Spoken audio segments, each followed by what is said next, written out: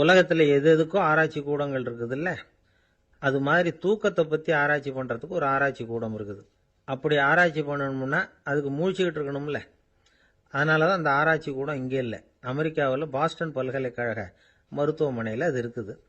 அங்கே தூக்கத்தை பற்றி பலவிதமான ஆராய்ச்சிகள் பண்ணிகிட்டு இருக்கிறாங்க. அந்த ஆராய்ச்சி கூடத்தில் இயக்குனராக இருக்கிற ஒரு நிபுணர் அவர் என்ன சொல்கிறார் தெரியுமா?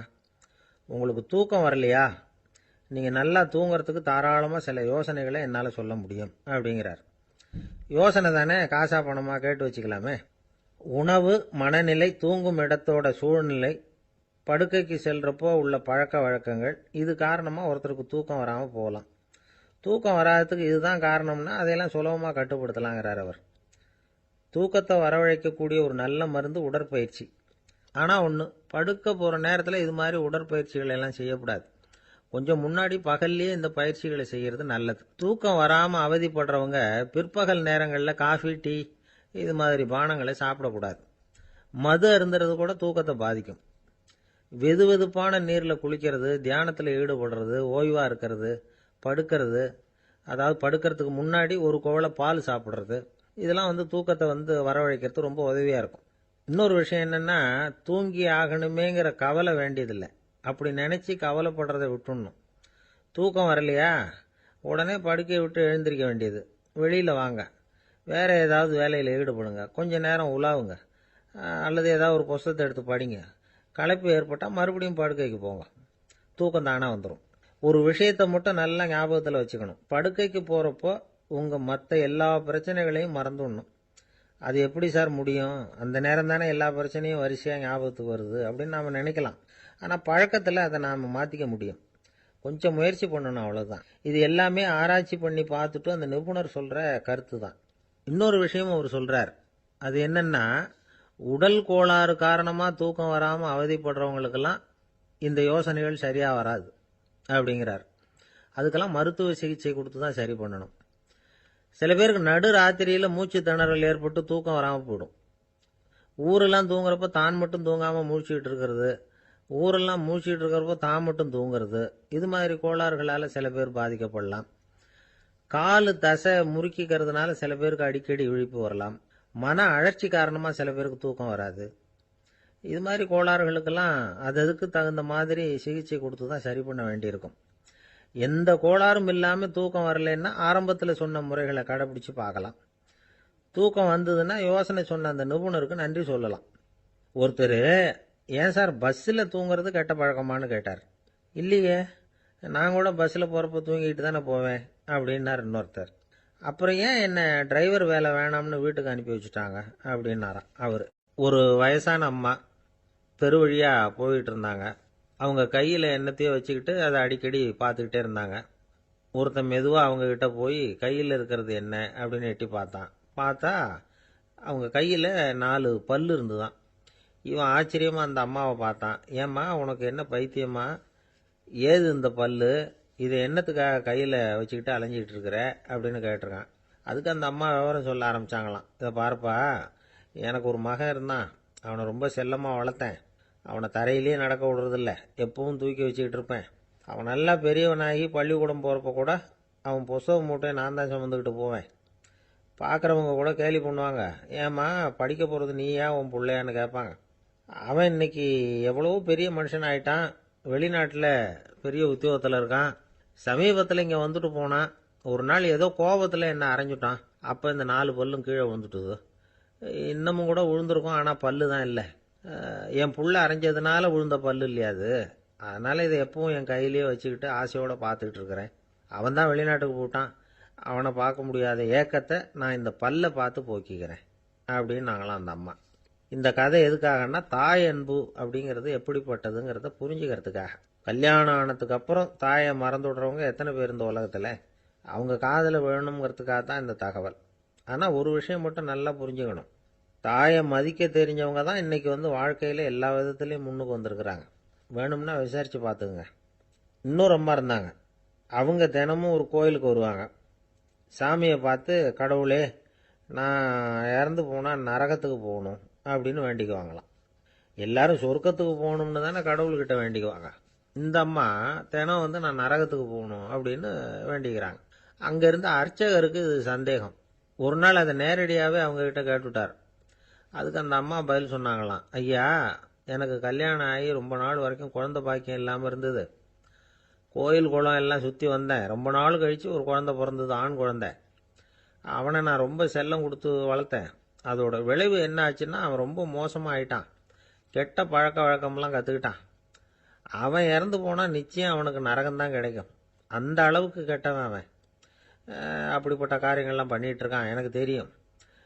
இவனுக்காக நரகத்தில் கூட யாரும் தயவு காட்ட மாட்டாங்க, தாட்சண்யம் காட்ட மாட்டாங்க. அதனால் இவனுக்கு முந்தி நான் இறந்து நரகத்துக்கு போயிட்டா அங்கே இவனை கவனிச்சிக்கலாமே, இவனுக்கு பணிவிடை செய்யலாமேன்னு பார்க்குறேன் அப்படின்னு நாங்களாம். அதனால தான் நான் நரகத்துக்கு போகணும்னு தினம் ஆண்டவனை வேண்டிகிட்டு இருக்கிறேன் அப்படின்னு கண்கலங்கி அந்த அம்மா சொன்னாங்களாம். அதுதான் தாய் உள்ளம்ங்கிறது. தாயின் பெருமையை சரியாக உணர்ந்துட்டா அவங்களுக்கு எப்பவும் எந்த கஷ்டமும் வராது. இது ஏதோ உபதேசத்துக்காக சொல்கிற வார்த்தை இல்லை, உண்மையான வார்த்தை. இந்த விவரத்தையெல்லாம் நண்பர் ஒருத்தர்கிட்ட சொல்லிக்கிட்டு இருந்தேன். அவர் கொஞ்ச நாள் கழித்து என்னை தேடி வந்தார். அவர் கையிலேயும் 4 பல்லு வச்சுருந்தார். என்னங்க ஆச்சு, ஏதுங்க இந்த பல்லு அப்படின்னு விசாரித்தோம். உங்கள் உபதேசத்தை கேட்டுவிட்டு இந்த உலகத்தில் எல்லாரையும் தாயாக நினைக்க ஆரம்பிச்சிட்டேன். ஒரு அம்மாவை கடத்தரில் பார்த்து தாயேன்னு கூப்பிட்டேன். அவங்க உடனே பலார்னு என்னை அரைஞ்சிட்டாங்க.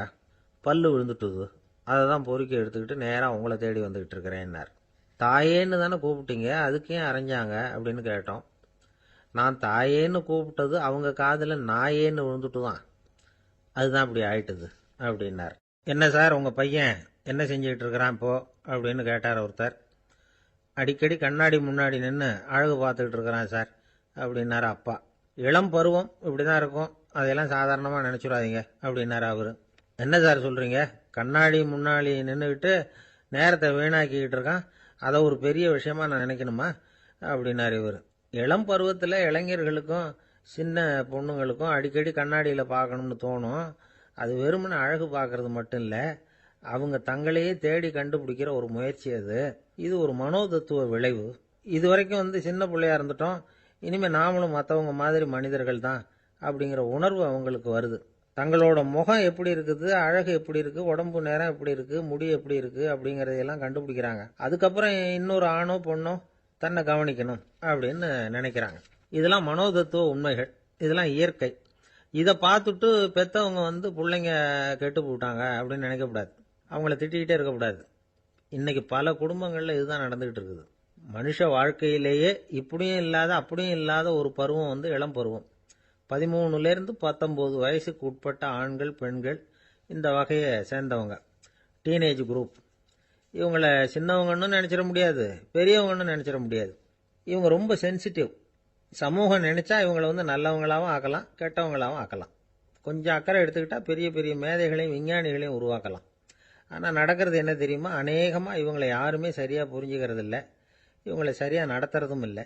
இது வரைக்கும் நாம் சொல்கிறத கேட்டுக்கிட்டு இருந்தான், இப்போல்லாம் அவன் இஷ்டத்துக்கு நடக்க ஆரம்பிச்சுட்டான் அப்படின்னு வருத்தப்படுற பெற்றோர்கள் அதிகம். இது வருத்தப்படுற விஷயம் இல்லை, சந்தோஷப்பட வேண்டிய விஷயம்.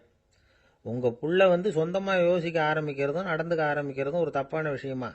அவன் கடைசி வரைக்கும் உங்கள் பேச்சையே கேட்டுக்கிட்டு இருக்கணுங்கிறது என்ன நியாயம்? இன்னைக்கு இளைஞர்களை பெரியவங்க தப்பாக புரிஞ்சுக்கிட்டு தவறாக நடத்துறதுனால தான் அவங்களுக்கு வெறுப்பு, எரிச்சல், மனக்கசப்பு எல்லாம் உண்டாகுது. பெற்றவங்க சரியாக மதிக்கிறது இல்லை அப்படிங்கிற ஒரே காரணத்தினாலேயே வீணா போகிற பிள்ளைங்க இன்னைக்கு அதிகம். சரி, பெற்றவங்களுக்கு இன்னைக்கு என்னதான் புத்தி சொல்ல வர்றீங்க அப்படின்னு கேட்குறீங்களா? நாம எதையும் சொல்ல வரல, ஆனால் அது சம்பந்தமான சில நிபுணர்கள் சொல்லியிருக்கிறத உங்கள் காதில் போட்டு வைக்கலாம். அது என்னன்னா, பிள்ளைங்க கிட்ட அன்பு செலுத்துங்க. குழந்தையா இருந்தப்போ எவ்வளவு பாசமாக இருந்தீங்க, வளர வளர அதை ஏன் குறைச்சிக்கிறீங்க? பெற்றவங்களின் அன்பான வார்த்தைகளுக்கு ஏங்குறவங்க தான் இன்றைய இளைஞர்கள். அவங்க எதை சொன்னாலும் அதை அக்கறையாக காது கொடுத்து கேளுங்க, அலட்சியப்படுத்தாதீங்க. அவங்க விரும்புறது உங்ககிட்ட இருந்து ஒரு மதிப்பு, மரியாதை, அங்கீகாரம், இவ்வளவுதான். அவங்க அவங்களாவே முடிவுகள் எடுக்கட்டும், அதுக்கு நீங்கள் உதவியா இருங்க, அது போதும். மற்றவங்க முன்னாடி, முக்கியமாக அவங்க நண்பர்கள் முன்னாடி அவங்கள பற்றி மட்டமாக பேசாதீங்க. அவங்கக்கிட்ட பொய் சொல்லக்கூடாது. நீங்கள் சொன்னது பொய்ன்னு தெரிஞ்சு போச்சுன்னா உங்கள் பேரில் அவங்களுக்கு இருக்கிற மதிப்பு போயிடும், நம்பிக்கை போயிடும். அவங்களுக்கு முன்னாடி நீங்கள் சண்டை போடக்கூடாது. உங்கள் பிள்ளைய எப்பவும் இன்னொரு பிள்ளையோட ஒப்பிட்டு பேசுகிற வேலையே வேணாம். கூட பிறந்த மற்றவங்களோட கூட ஒப்பிடக்கூடாது. இப்படி செஞ்சால் அவன் உங்ககிட்டையும் பிரியமாக இருக்க மாட்டான், அவங்ககிட்டையும் பிரியமாக இருக்க மாட்டான். புள்ள எங்கே போகிறான், என்ன பண்ணுறான் அப்படின்னுலாம் துப்பறிஞ்சிக்கிட்டு இருக்கக்கூடாது. இளைஞர்கள் வந்து தனிமையை விரும்புகிறவங்க. அவங்கள வந்து பெட்டியில் வச்சு மூடி பாதுகாக்கணும்னு நினைக்கக்கூடாது. அவங்கள எப்படி பாதுகாக்கிறது அப்படிங்கிறது அவங்களுக்கே தெரியும். உங்கள் புள்ள எப்படி நடந்துக்கணும்னு நீங்கள் எதிர்பார்க்குறீங்களோ அது மாதிரி நீங்கள் நடந்து காட்டுங்க, அது போதும். ஒரு வீட்டில் அப்பாவும் அம்மாவும் பேசிக்கிட்டு இருக்கிறாங்க. என்னங்க, நம்ம பொண்ணு பெரியவளாயிட்டா, அடிக்கடி கண்ணாடி முன்னாடி போய் நின்றுக்கிட்டு இருக்கிறா, சீக்கிரமாக ஒரு பையனை பார்த்து கல்யாணத்தை முடிக்காமல் இப்படி மசன்னு கல் மாதிரி உட்காந்துருக்குறீங்களே அப்படின்னு சத்தம் போட்டாங்க அந்த அம்மா. அவசரப்படாத, பார்க்கறதுக்கு கண்ணுக்கு அழகா லட்சணமா புத்திசாலியா ஒரு பையன் கிடைக்க வேணாமா, அதுதான் பார்த்துக்கிட்டு இருக்கிறேன் அப்படின்னார் அப்பா. இதுக்கு அந்த அம்மா சொல்றாங்க, எங்க அப்பா இப்படியெல்லாம் நினைச்சுக்கிட்டு இருந்திருந்தா எனக்கு கல்யாணமே ஆயிருக்காது தெரியுமா அப்படின்னாங்களாம். திபேத் நாட்டில் புத்த மடாலயங்கள் நிறைய உண்டு. அதுக்கு ஒரு தலைமையகமும் உண்டு. அது வந்து இந்த திபேத் தலைநகரம் லாசாவில் இருக்குது. ரொம்ப காலத்துக்கு அப்பால் அதை பற்றிலாம் நிறைய விவரங்கள் எழுதி வச்சிருக்கிறாங்க. அது இப்போவும் நமக்கு கிடைக்குது. அதாவது ரொம்ப தூரத்துக்கு அந்தாண்ட மலைகளுக்கு நடுவில் ஒரு கிளை மடாலயம். அந்த மடத்தின் தலைவருக்கு வயசாயிட்டு தான். அதனால் தலைமை பொறுப்பை வந்து வேற ஒருத்தர்கிட்ட ஒப்படைக்கலாம் அப்படின்னு முடிவு பண்ணாராம். உடனே ஒரு லாமாவை கூப்பிட்டார். அவர் மூலமாக தலைமை மடாலயத்துக்கு செய்தி அனுப்புனார், பொருத்தமான வாரிசு ஒருத்தரை அனுப்பி வைக்கும்படியாக. அந்த வாலிப லாமா புறப்பட்டார். காடு மேடெல்லாம் நடந்து போகிறார். ரொம்ப நாள் கழித்து தலைமை பீடத்தை அடைஞ்சார். தலைமை குருக்கிட்ட விவரத்தை சொன்னார். தகுதியான ஒருத்தரை அனுப்பி வச்சா அழைச்சிட்டு போகிறேன் அப்படின்னார். சரி, நாளைக்கு காலையில் நீங்கள் அவங்க எல்லாரையும் அழைச்சிட்டு போகலாம்னார் அவர். அவங்க எல்லாரையுமா? அங்கே தேவைப்படுறது ஒருத்தர் தானே அப்படின்னார் இவர். ஆமான்னார். அப்புறம் ஏன் எல்லாரையும் அழைச்சிட்டு போக சொல்கிறீங்கன்னார். அது இப்போ உனக்கு புரியாது. நான் ஒரு 100 பிக்குகளை அனுப்புகிறேன், அதாவது பிட்சுகளை. அவ்வளவு பேரையும் அங்கே வச்சு சமாளிக்க முடியாது அப்படின்னாரு இவர். இருந்தாலும் இப்போ அந்த தலைமை குரு என்ன சொன்னார்னா, அதை பற்றி கவலைப்படாத, நான் வந்து 100 பேரை அனுப்புகிறேன். அதில் 99 பேர் வழியிலேயே காணாமல் போடுவாங்க, ஒருத்தன் மட்டும்தான் வருவான். அவனும் அங்கே வந்து சேர்ந்துட்டானா நீ ரொம்ப கொடுத்து வச்சவன் அப்படின்னார். இவருக்கு ஒன்றும் புரியல. இருந்தாலும் மறுநாள் அந்த வாலிப லாமா 100 பேரை அழைச்சிக்கிட்டு புறப்பட்டார். போகிற வழியிலேயே பல பேர் அங்கங்கே பிச்சுக்கிட்டு போட்டாங்க. அவர் சொன்னது மாதிரியே வழியில் அவங்க ஊர்கள் இருந்தது தான் காரணம். அப்பா அம்மாவை பார்த்துட்டு வரேன் அப்படின்னு கொஞ்சம் பேர் போனாங்க. சொந்த பந்தத்தை பார்த்துட்டு வரேன் அப்படின்னு கொஞ்சம் பேர். ஒரு வாரம் ஆச்சு. இப்போ மிஞ்சினது 10 பேர் தான். வழியில் ஒரு நகரம். அங்கே சில பிட்சுக்கள் வந்து சந்தித்தாங்க. எங்கள் மடத்து தலைவர் இறந்துட்டார், உங்களில் யாராவது ஒருத்தர் எங்களுக்கு தலைவராக முடியுமா அப்படின்னு கேட்டாங்க. 10 பேரும் தயார். அதில் ஒருத்தரை அழைச்சிட்டு அவங்க போயிட்டாங்க. இன்னொரு ஊரில் சில பேர் வந்தாங்க, வழி மறிச்சாங்க. நில்லுங்க, எங்கள் மன்னர் மகளுக்கு திருமணம், அதை நடத்தி வைக்க 3 லாமாக்கள் தேவை அப்படின்னாங்க. இப்படி கொஞ்சம் கொஞ்சமாக எல்லாரும் காலி. கடைசியில் 2 பேரும் மிஞ்சினாங்க. அங்கே ஒரு இளம்பெண் எதிரில் வந்தா. எங்கள் அப்பா வேட்டைக்கு போயிருக்கிறாரு, இன்னும் திரும்பி வரல, வீட்டில் வேறு யாரும் இல்லை, தனியாக இருக்க பயமாக இருக்குது, யாராவது ஒருத்தர் எனக்கு துணையாக இருக்கணும் அப்படின்னு கேட்டுக்கிட்டா. எங்கள் 2 பேரில் நீயே ஒருத்தரை தேர்ந்தெடுத்துக்கோ, இல்லைன்னா எங்களுக்குள்ளே சண்டை வந்துடும் அப்படின்னாங்க. இப்போ மிஞ்சினவர் ஒருத்தர். அவருக்கும் ஒரு சோதனை வந்தது. ஒரு தர்க்கவாதி எதிரில் வந்தான். உன்னோட வாதம் பண்ணணும்னா. இவனோட வாதம் பண்ணுறேன், அது முடிய ரொம்ப காலம் ஆகலாம், தர்க்கத்தில் நான் ஜெயிச்சா அங்கே வரேன், இல்லைன்னா இவருடைய சீடனை ஆயிடுவேன் அப்படின்னார் அவர். கடைசியாக அழைக்க வந்த வாலிபலாமா மட்டும் வெறும் கையோடு திரும்பி போனார். அங்கே இருந்த வயசான மடாதிபதி கேட்டார், எத்தனை பேர் அங்கேருந்து புறப்பட்டீங்கன்னார். என்னையும் சேர்த்து 101ன்னார் அவர். நல்லது, நீயாவது திரும்பி வந்திய, அதுதான் எனக்கு போதும். ஏன்னா நீ தான் எனக்கு உண்மையான வாரிசு. அந்த 100 பேரில் யாரும் வரமாட்டாங்க அப்படின்னார் அவர். ஏன்னா அவருக்கு தெரியும் இவர் ஒருத்தர் தான் திரும்பி வருவாருங்கிறது. திபேத்தில் ஒரு பழங்கால பழமொழி உண்டாம், 100 பேர் செல்லலாம், எப்பொழுதாவது ஒருவன் அபூர்வமாக அடைய வேண்டிய இடத்தை அடைவான். இதுதான் அந்த பழமொழி. ஒரு உன்னதமான இலக்கை அடையணும்னா அது அவ்வளவு சுலபமான காரியம் இல்லை. இந்த காலத்து மடாலயம் ஒன்று, அதில் ஒரு தலைவர், அவருக்கு வயசாயிட்டுது, தனக்கு ஒரு வாரிசை நியமிக்கணும் அப்படின்னு ஆசைப்பட்டார். ரொம்ப கஷ்டப்பட்டு ஒருத்தரை பிடிச்சார். தனக்கு வாரிசாக நியமிச்சுட்டு அவர் சமாதி ஆயிட்டார். புதுசாக பொறுப்பேற்றுக்கிட்டவர் அப்படியே உட்காந்துருந்தார். அவரை தேடிட்டு பத்திரிகை நிருபர்கள்லாம் வந்தாங்க, கேட்டாங்க. அவர் உங்கள் பொறுப்பில் அவர் பெரியவர் விட்டுட்டு போன இது எவ்வளவு சுமாராக தேரும், எவ்வளவு விட்டுட்டு போனார் அப்படின்னு கேட்டிருக்கிறாங்க. அது என்ன ஒரு 50 லட்சம் இருக்கும் அப்படின்னாராம். அவ்வளவும் பணமா அப்படின்னு கேட்டிருக்காங்க. இல்லைங்க, கடன் அப்படின்னாராம் இவர். ஒரு தடவை கலைவாணர் NS கிருஷ்ணன் பேராசிரியர் கல்கியை சந்தித்து பேசிக்கிட்டு இருந்தாராம். கலைவாணர் கல்கியை பார்த்து, எனக்கு கதை எழுத ஆசையாக இருக்குது, எப்படி எழுதுறதுன்னு கேட்டாராம். கதை எழுதுறதுக்கு 4 மை வேணும்னாராம் கல்கி. அப்படியா, அப்படின்னா என்னென்ன கலர் மை அப்படின்னு கேட்டிருக்காரு கலைவாணர் சிரிச்சுக்கிட்டே. நான் சொன்னது கலர் மை இல்லை, அது வேற மை. அதாவது கதை எழுதுறதுக்கு தேவைப்படுகிற 4 மை எதுன்னா, 1 திறமை, 2 பேணாமை, 3வது தனிமை, 4வது பொறுமை அப்படின்னாராம். உடனே கலைவாணர், உங்கள் யோசனை அருமை அப்படின்னாராம். அதுதான் கலைவாணர். பொதுவாக எழுத்தாளர்கள் எழுதுகிற மாதிரி நடந்துக்கிறது இல்லை. ஆனால் கலைவாணர் என்ன சொல்லுவாரோ அதே மாதிரி நடந்துக்குவார். எல்லாருக்கும் எல்லாம் கிடைக்கணுங்கிற கருத்தை சினிமா படங்களில் வலியுறுத்துவார். அதே மாதிரி நடைமுறை வாழ்க்கையிலேயே எல்லாருக்கும் எல்லாமும் கொடுப்பார். பணம், பதவி, புகழ் இப்படி எதுவுமே இல்லாத ஒரு சாதாரண மனுஷனாக இருந்தால் கூட இவர் மனுஷனுக்கு கொடுக்குற மரியாதையில் கொஞ்சமும் குறைச்சல் இருக்காது. இந்த குணம் சாதாரணமாக எல்லாருக்கும் இருக்கிறது இல்லை. அவர் சினிமா தியேட்டருக்கு போய் சினிமா பார்க்கறது வழக்கம். அவர் வந்திருக்கிறாருங்கிறது தெரிஞ்சால் போதும், வெளியில் பிச்சைக்காரங்க வந்து கூடிடுவாங்க. இது அவருக்கு தெரியும். வெளியில் நம்மளை நம்பி ஒரு கூட்டம் காத்துக்கிட்டு இருக்குமேன்னு நினைப்பார். உடனே ஒரு 100 ரூபா நோட்டை கொடுத்து சில்லறையாக மாற்றிட்டு வர சொல்லுவார். படம் முடிஞ்சு வெளியில் வர்றப்போ சில்லறையோடு வருவார். எல்லாருக்கிட்டையும் கொடுத்துருவார். ஏன்னா எல்லாரும் தேடிட்டு வருவாங்க அவரை. என்ன எல்லாரும் சௌக்கியமாக இருக்கிறீங்களா அப்படின்னு பிரியமாக விசாரிப்பார். ஏதோ ரொம்ப நெருங்கின சொந்தக்காரங்களை விசாரிக்கிறது மாதிரி விசாரிப்பார். தன்கிட்ட இருக்கிற சில்லறையை எல்லாருக்கும் சமமாக பிரித்து கொடுத்துட்டு தான் அங்கேருந்து புறப்படுவார். ஒரு நாள் அது மாதிரி புறப்படுற சமயத்தில் ஒரு சின்ன பையனுக்கு சில்லறை எதுவும் கிடைக்கல கொடுக்கறதுக்கு. இது கலைவாணருக்கு தெரியாது. காரில் ஏறி புறப்பட்டு போயிட்டார். அந்த பையன் காரை பிடிச்சிக்கிட்டு பின்னாடியே ஓடியாந்துருக்கிறான். ஐயா, நீங்களே இல்லைன்னு சொன்னால் நான் என்ன பண்ணுறது, இன்னைக்கு பட்னி தான், அம்மாவுக்கு வேற உடம்பு சரியில்லை அப்படின்னு கத்திக்கிட்டே ஓடியாந்தானா. கலைவாணர் கவனிச்சுட்டார். உடனே காரை நிறுத்த சொன்னார். இறங்கினார். அந்த சின்ன பையனை கட்டி பிடிச்சிக்கிட்டு, என்னை மன்னிச்சுக்கப்பா, நான் கவனிக்காமல் வந்துட்டேன் அப்படின்னு சொல்லி அழ ஆரம்பிச்சுட்டாராம். இன்னொரு தடவை இதே மாதிரி ஒரு தியேட்டர்லேருந்து வெளியில் வந்திருக்கிறார். ஒரு ஆள் அவர்கிட்ட வந்து நின்றுருக்கார். அவர் கொடுக்கறதுக்கு இவர்கிட்ட பணம் இல்லை. பணம் இல்லையாப்பா அப்படின்னாராம். உங்ககிட்டயே இல்லையா அப்படின்னாராம் அவர். கலைவாணருக்கு மனசு ரொம்ப சங்கடமாக போச்சு. உடனே புறப்பட்டு வீட்டுக்கு போனார். அங்கே இங்கே தேடி பார்த்து அங்கேருந்த கொஞ்சம் நெஞ்ச சில்லறையை எடுத்தார். காரு டிரைவரை கூப்பிட்டார். தியேட்டர் வாசலில் நின்றுக்கிட்டு இருந்த ஆசாமியோட அங்க அடையாளங்களை சொன்னார். காரை எடுத்துகிட்டு போய் அந்த ஆளை கண்டுபிடிச்சி இந்த காசை கொடுத்துட்டு வா அப்படின்னு அனுப்பி வச்சாராம். பிச்சை போடுறதுக்காக காரை அனுப்புனதாக வேற யாரை பற்றியாவது நீங்கள் கேள்விப்பட்டிருக்கிறீங்களா? அவர் ஒரு வித்தியாசமான மனிதர், வித்தியாசமான கலைஞர். கலைவாணரோட சகோதரர் கல்யாணம் நடந்தது.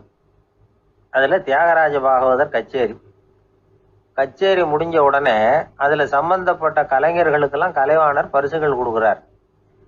அந்த கச்சேரியில் கடம் வாசித்தவருக்கு மட்டும் மற்ற எல்லாருக்கும் கொடுத்ததை விட பெருசாக ஒரு வெள்ளிக்கோப்பையை பரிசாக கொடுத்தாராம். மற்றவங்களுக்கெல்லாம் சின்னதாக கொடுத்துட்டு கட வித்துவானுக்கு மட்டும் பெருசாக பரிசு கொடுக்குறீங்களே ஏன்னு கேட்டிருக்கிறாங்க. அதுக்கு கலைவாணர் விளக்கம் கொடுத்தாராம். இப்பெல்லாம் ரயிலில் கூட்டம் அதிகங்கிறது உங்களுக்கு எல்லாருக்கும் தெரியும். இந்த வித்வான் இவ்வளவு பெரிய மண்பானையை ரயிலில் ரொம்ப பத்திரமா உடையாம ரொம்ப தூரத்திலேருந்து கொண்டு வந்திருக்கிறாரே, அது என்ன சாமானியமான காரியமா? அவரோட அந்த சாமர்த்தியத்தை பாராட்டுறதுக்காக தான் அவருக்கு இவ்வளவு பெரிய பரிசு அப்படின்னாராம். இந்த உலகத்துல எத்தனை வகையான மனிதர்கள் இருக்கிறாங்க, ஒவ்வொரு மனிதனுமே ஒவ்வொரு வகை அப்படிங்கிறாங்க விஞ்ஞானிகள். மனிதர்களை 3 வகையா பிரிக்கலாம் அப்படின்னு சொல்றாங்க மெய்ஞானிகள். இவங்களை பற்றிலாம் ஏற்கனவே நாம் பேசியிருக்கிறோம். இப்போ டாக்டர் எட்வர்டு பேட்ச் அப்படிங்கிற நிபுணர் என்ன சொல்கிறார் தெரியுமா? மனிதர்களை 7 வகையாக பிரிக்கலாம்ங்கிறார். மனிதர்களின் மனநிலை அடிப்படையில் அவங்கள 7 விதமாக வகைப்படுத்துகிறார் அவர். சரி, அது என்ன 7 வகை? முதல் வகை என்னன்னா, பயந்த குணம் உள்ளவங்க. சார் ரொம்ப பயந்த சுபாவம், வீட்டில் கூட வாயே திறக்க மாட்டார், சாப்பிட போகிறப்ப மட்டும்தான் கொஞ்சம் வாயை திறப்பார், அப்புறம் மூடிக்குவார் அப்படின்னு சில பேரை பற்றி நாம் பேசிக்கிறது உண்டு. இவங்கெல்லாம் இந்த வகை, அதாவது பயந்த குணம் உள்ளவர்கள் அப்படிங்கிற முதல் வகை. சரி, ரெண்டாவது வகை என்னன்னா சஞ்சலப்படுகிறவர்கள், எதுக்கு எடுத்தாலும் கலக்கம் குழப்பம், இப்படியே காலம் தள்ளிட்டு இருப்பாங்க. பல பேர் பார்த்துருப்பீங்க. அவங்கெல்லாம் இந்த வகை. மூணாவது வகை என்னன்னா யதார்த்த உலகை மறந்து கற்பனை உலகத்திலேயே மிதக்கிறவங்க, இளைஞர்கள் கவிஞர்கள், இப்படி பல பேர் இருக்கிறாங்க. எப்போ பார்த்தாலும் கற்பனை உலகத்திலேயே மிதந்துக்கிட்டு இருப்பாங்க. கிட்டத்தில் போய் என்னங்க ஒரு மாதிரியா இருக்கிறீங்க அப்படின்னு கேட்டு பாருங்க, அவங்களெல்லாம் ஏதோ ஒரு அற்ப புழுவை பார்க்கறது மாதிரி அவங்கள பார்ப்பாங்க. அதுவும் அந்த வானத்து நிலாவை பாருங்கள், அது என்னை வா வான்னு கூப்பிடுது, எனக்கு சீக்கிரத்தில் ஒரு நாள் சிறகுகள் முளைக்கும், சிறகடித்து வானத்தில் பறந்து போவேன், அந்த செல்ல நிலாவை கொஞ்சிவிட்டு வருவேன், இப்படிலாம் பேசிக்கிட்டு இருப்பாங்க. கொஞ்சிறது அப்புறம் இருக்கட்டும், இப்போ கஞ்சிக்கு வழியே பாருப்பா அப்படின்னா அதை காதில் வாங்க மாட்டாங்க. நாம் ஏதோ இந்த உலகத்தை அனுபவிக்க தெரியாதவர்கள் மாதிரி நம்மளை அவங்க கவனிப்பாங்க. இப்படி ஒரு ரகம். நாலாவது வகை மனிதர்கள் எப்படின்னா, இவங்க தனிமை உணர்வு மிக்கவர்கள். இவங்க மற்றவங்களோட இயல்பாக நெருங்கி பழகிறதில்ல, தான் உண்டு தன்னுடைய வேலை உண்டுன்னு இருந்துட்டு போகிறவங்க. அடுத்த வீட்டில் இருக்கிறவர் யார் அப்படின்னு கேட்டால் கூட அடுத்த வீடுன்னு ஒன்று இருக்கா அப்படிங்கிறது மாதிரி நம்ம முகத்தை பார்ப்பாங்க. அவங்ககிட்ட மேற்கொண்டு நாம் என்னத்தை பேச முடியும்? இப்படி ஒரு வகை. ஐந்தாவது வகை மனிதர்கள் எப்படின்னா, இவங்க மற்றவங்க செல்வாக்குக்கு உட்பட மறுப்பவர்கள். அடுத்தவங்களோட செல்வாக்குக்கு இவங்க ஆட்படுறதில்ல. நான் யார் தெரியுமான்னு கேட்டால் அதை தெரிஞ்சுட்டு எனக்கு என்ன ஆக போகுதும்பாங்க. இவங்கெல்லாம் அந்த ரகம். ஆறாவது வகை மனிதர்கள் எப்பவும் எதுலேயும் பற்று இல்லாமல் இருக்கிறவங்க. இது ஒரு துறவு மனப்பான்மை. இயல்பாகவே சில பேர் இப்படி உண்டு, அவங்களுக்கு எதுலேயும் ஒரு ஈடுபாடு இருக்காது. அப்படிப்பட்டவங்கெல்லாம் ஆறாவது வகை. ஏழாவது வகை மனிதர்கள் மற்றவங்க கவலையை தன்னுடையதாக ஆக்கிக்கிட்டு கவலைப்படுறவங்க. இவங்கெல்லாம் மகாத்மாக்கள். தாம் வேறு அடுத்தவங்க வேறு அப்படிங்கிற எண்ணம் இவங்களுக்கு வர்றதில்லை. அதனால் அடுத்தவங்களுக்கு ஒரு துன்பம் வந்ததுன்னா இவங்களால சும்மா இருக்க முடியறதில்ல. ஆக கூடி இப்படி 7 விதமான மனிதர்களை அடையாளம் காட்டுறார் அந்த நிபுணர். இதில் நாம் எந்த வகையில் வர்றோம் அப்படிங்கிறத நாம தான் அடையாளம் கண்டுபிடிக்கணும். எனக்கு தெரிஞ்ச ஒரு மனிதர் உண்டு. அவர் ஒரு வித்தியாசமான வகை. எதையும் நடைமுறை சாத்தியமாக சிந்திக்கிறவர். எப்பவும் அடுத்தவங்களும் நல்லா இருக்கணும், நாமும் நல்லா இருக்கணும் அப்படின்னு ஆசைப்படுறவர். அவருக்கு ஒரு சமயம் திடீர்னு உடம்பு சுகம் இல்லாமல் போயிட்டுது. டாக்டர்கிட்ட போனார், பணம் கொடுத்தார், வைத்தியம் பார்த்துக்கிட்டார். அவர் எழுதி கொடுத்த மருந்து சீட்டை வாங்கினார். ஒரு மருந்து கடைக்கு போனார், பணம் கொடுத்தார், மருந்து வாங்கினார். அதை எடுத்துகிட்டு வீட்டுக்கு வந்தார். அதுக்கப்புறம் அந்த மருந்து அவர் சாப்பிடணும்ல, சாப்பிடவே இல்லை, அப்படியே சும்மா வச்சுட்டார். அவரை பார்த்து கேட்டேன், ஏன் சார் இப்படி பண்ணுறீங்க, வீண் செலவு தானே இது, நீங்கள் ஏன் டாக்டர்கிட்ட போய் பணம் செலவு பண்ணுனீங்கன்னு கேட்டேன். அவர் சொன்னார், டாக்டர் வாழணும் இல்லையா, அதனால தான் அப்படின்னார். சரி, அப்புறம் ஏன் மருந்து வாங்கினீங்க அப்படின்னு கேட்டேன். மருந்து கடைக்காரர் வாழணும் இல்லையா, அதனால தான் அப்படின்னார். சரி, அப்புறம் ஏன் வாங்கின மருந்து சாப்பிடாம வச்சுட்டீங்க அப்படின்னதுக்கு, நான் வாழணும் இல்லையா அதனால தான் அப்படின்னார். இவர் வாழ்க்கையை புரிஞ்சுக்கிட்டவர். இப்படி வாழ்க்கையை புரிந்து கொண்டு வாழ தெரிஞ்சுக்கணும். எந்த வகை மனிதர் நாம் அப்படிங்கிறத புரிஞ்சுக்கிட்டு வாழ்ந்தோம்னா வாழ்க்கையில வெற்றி நிச்சயம்.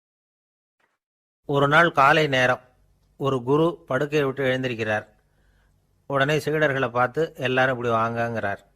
எல்லாரும் வர்றாங்க வேகமாக. என்னங்க வேணும் உங்களுக்கு அப்படிங்கிற மாதிரி எல்லாரும் குருவை பார்த்தாங்க பயபக்தியோட.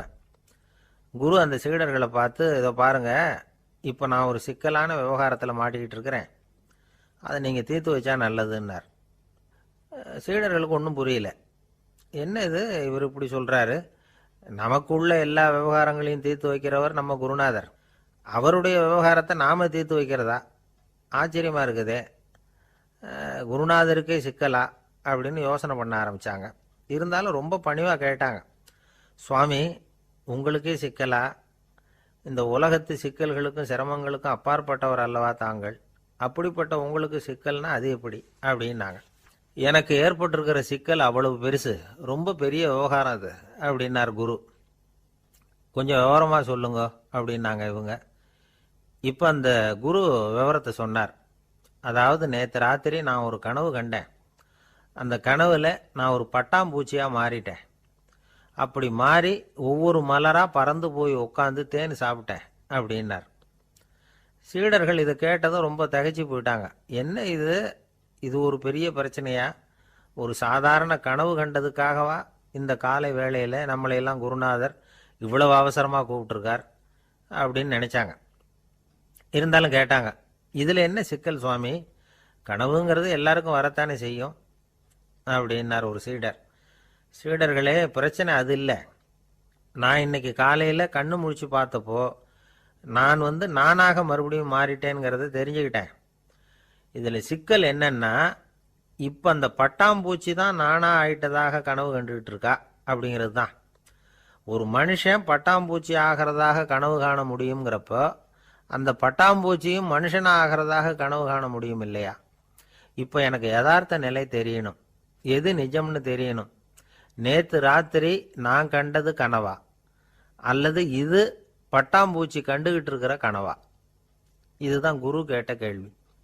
இதை கேட்டதும் சீடர்கள் ரொம்ப குழம்பி போயிட்டாங்க. சுவாமி, இது வரைக்கும் நாங்கள் தூங்குறப்ப பார்க்கறது கனவுன்னும் மூழ்கிக்கிட்டு இருக்கிறப்ப பார்க்கறது நனவுன்னு நம்பிக்கிட்டு இருக்கிறோம். இப்போ எங்களை ரொம்ப குழப்பிட்டீங்க, இதுக்கு பதில் சொல்ல எங்களுக்கு சக்தி இல்லை அப்படின்னு சொல்லிவிட்டாங்களாம். அதுக்கப்புறம் அந்த குரு சொன்னாராம், நினைவு தான் முக்கியமான அம்சம். முடிவு கட்டம்னா பகலின் நினைவுகளை விட இரவின் கனவுகளே ரொம்ப உண்மை. ஒருத்தன் தூங்க போனால் தூங்கிக்கிட்டே இருந்தால் அவன் காணும் கனவு பொய்ங்கிறத அவன் உணர மாட்டான். ஒவ்வொரு கனவும் காணும் பொழுது அது ரொம்ப உண்மையாக தான் தெரியுது. ஒரு கனவு கூட உண்மை இல்லைன்னு கனவுல தோன்றுவதே இல்லை அப்படின்னார் குரு. அகில வாழ்வு அத்தனையும் சொற்பனம் கண்டாய் அப்படிங்கிறார் தாயுமானவர். ஆகையினால நம்ம கனவுலேருந்து நாம் என்னைக்கு முழிச்சிக்க போகிறோம் அப்படிங்கிறது தான் ஒரு முக்கியமான கேள்வி. ஒருத்தர் வந்தார், காலில் கட்டோடு வந்தார். என்னங்க காலில் கட்டுன்னு? சார், நேற்று ராத்திரி தூக்கத்தில் எங்கள் வீட்டு கூரையில் ஏணியை சாத்தி வச்சு இறங்கினப்போ வழுக்கி விழுந்து காலை உடச்சிக்கிட்டேன்னார். உங்கள் வீட்டில் தான் ஏணியே கிடையாது சார் அப்படின்னு. உண்மைதான் சார், நான் கீழே விழுந்து முழிச்சுக்கிட்டதுக்கு அப்புறம் தானே ஏணி இல்லைங்கிறது எனக்கு ஞாபகம் வந்தது அப்படின்னார். இப்போ மேலே எனக்கு அளவு கடந்த அன்பு அப்படின்னு யாராவது சொன்னால் அதை அலட்சியமாக நினச்சிடக்கூடாது. அது கொஞ்சம் சீரியஸான விஷயம். அளவுக்கு மிஞ்சினா எதுவுமே இடைஞ்சல் தானே. அன்பும் அப்படி தான். அன்பு அதிகமாக இருந்தால் அது எப்படி கெடுதல் பண்ணும் அப்படிங்கிற சந்தேகம் உங்களுக்கு வரலாம். தசரதன் கதை என்னாச்சு? கைகை மேலே வச்சு அளவு கடந்த அன்பு ராமன் காட்டுக்கு போகிறாப்புல ஆயிட்டுதுல்ல. தசரதன் எப்பேற்பட்ட அரசன்? விஸ்வாமித்திரர் சொல்கிறார், என்ன மாதிரி முனிவர்களுக்கும் தேவர்களுக்கும் ஏதாவது கஷ்டம் வந்தால் முதல்ல முருகன் கிட்ட போவோம், அப்புறம் பரமசிவனை போய் பார்ப்போம், அதுக்கப்புறம் திருமால்கிட்ட போவோம், அப்புறம் பிரம்மன் இந்திரன் இவங்களையெல்லாம் போய் பார்ப்போம். இவங்களாலையெல்லாம் முடியலன்னா கடைசியில் அயோத்திக்கு வருவோங்கிறார். உன்னை விட்டால் வேற கதி உண்டோ அப்படின்னு தசரதனை பார்த்து விஸ்வாமித்திரரே சொல்கிறார். அப்பேற்பட்ட அரசன் தசரதன் கைகேயி காலில் விழறான். உன் பாதங்களை தொட்டு கெஞ்சி கேட்டுக்கிறேன், ராமனை காட்டுக்கு அனுப்பாதேங்கிறான். தசரதனுடைய இந்த நிலைமைக்கு என்ன காரணம்? அவன் கைகேயி மேலே வச்ச அளவு கடந்த அன்பு தான் காரணம். இப்போ சொல்லுங்க, அன்பா இருந்தாலும் அது அளவுக்கு மீறி போனால் கெடுதல் பண்ணுமா பண்ணாதா? அது மட்டும் இல்லை, அளவு கடந்த அன்பு நீதிக்கும் நியாயத்துக்கும் புறம்பான காரியங்களையும் செய்ய வச்சிரும். தசரதன் மிகச்சிறந்த நீதிமான், தர்மத்துக்கு விரோதமாக ஒரு காரியமும் செய்யாதவன். அப்பேற்பட்டவன் தன்னுடைய மனைவியை பார்த்து என்ன சொல்கிறான் தெரியுமா? உனக்காக நான் என்ன செய்யணும்னு சொல்லு, செய்கிறேன். ஒரு குற்றமும் செய்யாத ஒருத்தனை கொல்லணுமா கொல்றேன். மரண தண்டனை விதிக்கப்பட்ட ஒருத்தனை விடுதலை செய்ய சொல்றியா செய்கிறேன். எந்த பிச்சைக்காரனையாவது கோடீஸ்வரனாக சொல்றியா ஆக்குறேன், அல்லது கோடீஸ்வரனை பிச்சைக்காரன் ஆக்கணுமா ஆக்குறேன் அப்படிங்கிறான். நீதிக்கு விரோதமான இந்த பாவங்களை செய்யறதுக்கு அப்பேற்பட்ட அரசன் எப்படி துணிஞ்சான்? மனைவி பேரில் வச்ச அளவு கடந்த அன்பு தான் காரணம். திரிசூலம், வஜ்ராயுதம், வாள் இதுகளால் தாக்கப்பட்டா கூட அதையெல்லாம் கொஞ்சம் கூட லட்சியம் பண்ணாத ஒருத்தன் காமதேவனுடைய மலர் அம்புகள் தாக்குனா அதை அவனால் தாக்கு பிடிக்க முடியல, விழுந்துடுறான். காமதேவனுக்குள்ள மகிமையே அதுதாங்கிறார் துளசிதாசர். அதனால தான் பெரியவங்கள்லாம் என்ன சொல்கிறாங்கன்னா, எதையும் அளவுக்கு மீறி செய்யாதேங்கிறாங்க. அப்பா, அம்மா, மனைவி, மக்கள் எல்லார் பேர்லேயும் அன்பு அவசியம்தான். ஆனால் அந்த அன்பு அறிவுக்கு புறம்பாக இருக்கக்கூடாது, அளவுக்கு மீறி இருக்கக்கூடாது. அப்போ தான் வாழ்க்கை சுகமாக இருக்கும், இல்லைன்னா அவஸ்தை தான். அளவுக்கு மீறின அன்புங்கிறது புரியுது, அது சரி. அறிவுக்கு புறம்பான அன்புங்கிறது எப்படி? ஒரு தாய்க்கு ஜலதோஷம் அல்லது ஏதோ ஒரு தொற்று நோயின்னு வச்சுங்களேன். அந்த அம்மாவுக்கு தன்னுடைய குழந்தை பேரில் அளவு கடந்த அன்பு. தனக்கு நோய் இருக்கு, அது அடுத்தவங்களுக்கு தொற்றக்கூடியது அப்படின்னு தெரிஞ்சிருந்தோம் அன்பை காட்டுறதுக்காக அந்த குழந்தைக்கு முத்தம் கொடுக்குறேன்னு தூக்கி வச்சுக்கிட்டு கொஞ்சம் ஆரம்பிச்சதுன்னு வச்சுக்கோங்க, அது நல்லா இருக்குமா? இதுதான் அறிவுக்கு புறம்பான அன்புங்கிறது. அது மாதிரி விலங்குகள்கிட்ட அன்பாயிருன்னு சொல்கிறோம். அதுக்காக புலிக்கு முத்தம் கொடுக்க முடியுமா? அப்படி கொடுத்தா அது அறிவுக்கு புறம்பான அன்பு. அதனால் அன்பு கூட அறிவுபூர்வமாக இருக்கணும் அப்படிங்கிறத இன்னைக்கு தகவல் மூலமாக நாம் புரிஞ்சுக்கணும். இந்த காலத்து காதலன் தன்னுடைய காதலிகிட்ட சொன்னானாம், இதை பாரு, உன் பேரில் எனக்கு அளவு கடந்த அன்பு, உனக்காக என்ன செய்யணும் சொல்லு செய்கிறேன், நெருப்பில் நடக்கணுமா நடக்கிறேன், நீரில் குதிக்கணுமா குதிக்கிறேன், உயிரையே கொடுக்கணுமா கொடுக்குறேன் அப்படின்னா. சரி, வர்றேன் ஞாயிற்றுக்கிழமை சாயந்தரம் 6 மணிக்கு இதே இடத்துக்கு வாங்க அப்படின்னுது அந்த பொண்ணு. இவன் கொஞ்சம் யோசனை பண்ணி பார்த்துட்டு, அன்னைக்கு மழை பெய்யாமல் இருந்தால் வந்துடுறேன் அப்படின்னானா. ஒரு காட்டில் ஒரு முனிவர் இருந்தார். ஒரு நாள் அவரை தேடிட்டு 4 பேர் வந்தாங்க. சுவாமி, எங்களுக்கு ரொம்ப நாளாக ஒரு சந்தேகம்னாங்க. என்னன்னு கேட்டார். இந்த உலகத்தில் எவ்வளவோ காரியங்கள் நடக்குது, எது நியாயம் எது அநியாயம் அப்படின்னு புரிஞ்சுக்க முடியலன்னாங்க. அது யாராலையும் புரிஞ்சுக்க முடியாதுன்னார் முனிவர். வந்தவங்களுக்கு ஆச்சரியமா போச்சு, ஒரு மாதிரியா பார்த்தாங்க. இதை முனிவர் கவனிச்சார். சரி, புறப்படுங்க என்னோடன்னார். எங்கன்னு கேட்டாங்க. இப்போ உங்க 4 பேரையும் ஒரு புஷ்பக விமானத்தில் அழைச்சிட்டு போறேன். இந்த உலகத்துல சர்வசாதாரணமா நடக்கக்கூடிய ஒரு காட்சியை உங்களுக்கு காட்ட போறேன். நீங்க பார்க்க போற அந்த காட்சி நியாயமா அநியாயமா அப்படிங்கிறத என்கிட்ட சொல்லணும். நீங்க சரியான பதில் சொன்னா புஷ்பக விமானத்துல தொடர்ந்து பிரயாணம் பண்ணலாம். தவறான பதில் சொன்னா இந்த புஷ்பக விமானம் உங்களை கீழே தள்ளி விட்டுரும் அப்படின்னார். 4 பேருக்கும் பயம்தான், இருந்தாலும் முனிவர் கூப்பிடுறாரு அப்படின்னு சொல்லி புறப்பட்டாங்க.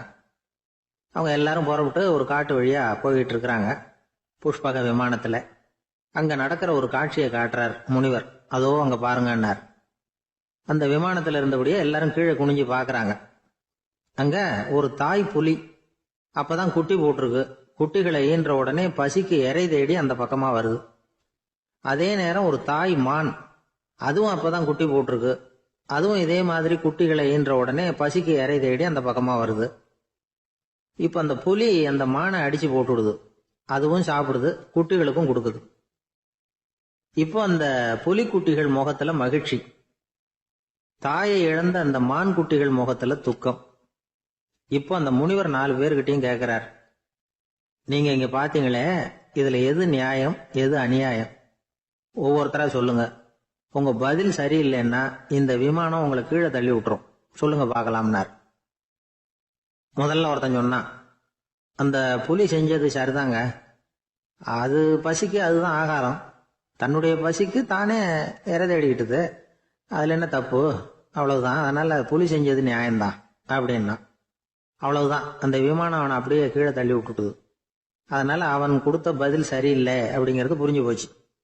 இப்ப 2வது ஆள் சொன்னான், புலி செஞ்சது பாவம், அந்த தாய்மான் என்ன தப்பு பண்ணிச்சு, இப்ப அந்த குட்டிகளுக்கு யாரு ஆதரவு, அதனால புலி செஞ்சது அநியாயம் அப்படின்னா. அவ்வளவுதான், அவனையும் கீழே தள்ளி விட்டுடுது அந்த விமானம். இந்த பதிலும் சரியில்லை அப்படின்னு ஆயிட்டுது. இப்ப 3வது ஆள் வந்தான். முதல்ல 2 பேர் கீழே விழுந்ததை பார்த்துக்கிட்டு இருந்தான். அதனால அவன் சொன்னான், ரெண்டுமே நியாயம்தாங்க, புலி இறை தேடினதும் இயற்கை, அதுக்கு மான் இறையானதும் இயற்கை, அதனால இதுல ஒன்றும் தப்பு இல்லைன்னா. அவ்வளவுதான், அவனையும் அந்த விமானம் கீழே பிடிச்சி தள்ளி விட்டுது. இப்ப 4வது ஆள் வந்தான். முனிவர் கேட்டார், நீயாவது சொல்லுப்பா, இந்த செயல்ல எது நியாயம்னார். அவன் தெளிவா பதில் சொன்னான். அதாவது என்ன சொன்னான்னா, எனக்கு தெரியல அப்படின்னா. அவனை விமானம் கீழே தள்ளல, சௌரியமா அழைச்சிட்டு போட்டுது. இவனும் பிரயாணம் சௌக்கியமா பண்ணானா. ஆக இதுதான் சரியான பதிலுங்கிறத முனிவர் உணர்த்தினார். இந்த கதையிலிருந்து நாம புரிஞ்சுக்க வேண்டியது என்னன்னா, இந்த உலகத்துல எவ்வளவோ காரியங்கள் நடக்குது, அதெல்லாம் ஏன் அப்படி நடக்குதுங்கிறதுக்கு எப்பேற்பட்ட பண்டிதராலும் பதில் சொல்ல முடியாது. தெரியாததை தெரியாதுன்னு ஒத்துக்கிட்டா வாழ்க்கை பிரயாணம் சுகமா இருக்கும். அதனால தேவையில்லாத விஷயங்களை புரிஞ்சுக்கிறதுக்கு நேரத்தை செலவு பண்ணிட்டு இருக்க கூடாது. வாழ்க்கையை குழப்பிக்க கூடாது. வாழ்க்கைக்கு தேவையானது என்னவோ அதை மட்டும் புரிஞ்சுக்கிட்டா போதும். இந்த காலத்து ஆள் ஒருத்தன் ஒரு பெரியவரை தேடி வந்தான். ஐயா, ஒரு சந்தேகம்னா. என்ன உன்னுடைய சந்தேகம்னார். பகுத்தறிவுன்னா என்ன, விதின்னா என்ன அப்படின்னு கேட்டான். இதுக்கு அவரு, இப்ப உன்னுடைய வலது கால தூக்குன்னார். தூக்கணான். சரி, இப்ப உன்னுடைய வலது கால கீழே இறக்காம உன்னுடைய இடது காலையும் தூக்குன்னார். தூக்கினான், பொத்துன்னு கீழே விழுந்துட்டான்.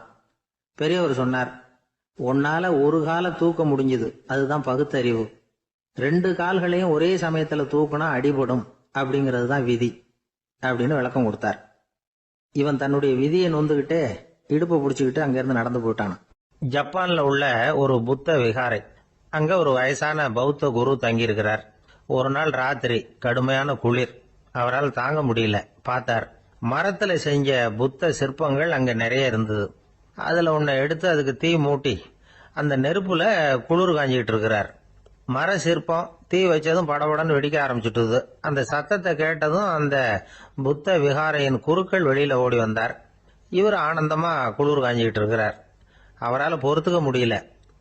தெருவில் தெரிஞ்சுக்கிட்டு இருந்த அந்த பெரியவரை இங்க தங்க அனுமதிச்சதே அவரு தான். இவர் இப்படி பண்றாருன்னு நினைச்சுக்கிட்டே அவரை கோபமா பார்த்தார். ஏன் இப்படி கோபமா பாக்குறீங்க, இப்படி வந்து உட்காருங்க அப்படிங்கிறாரு இவர். அவருக்கு இன்னமும் கோபம் வந்துட்டுது.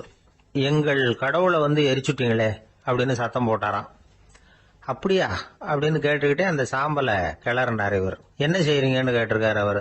நான் எலும்புகளை தேடுறேன்னாராம். நீங்க ஒரு பைத்தியம், இது ஒரு மர சிற்பம், இதுல எலும்புகள் கிடையாது அப்படின்னாராம். அவருக்கு கோபம் வந்துட்டுது. உடனே வெளியில போங்கன்னு கத்தியிருக்காரு. வெளியில தள்ளி கதவையும் சாத்தி விட்டாராம்.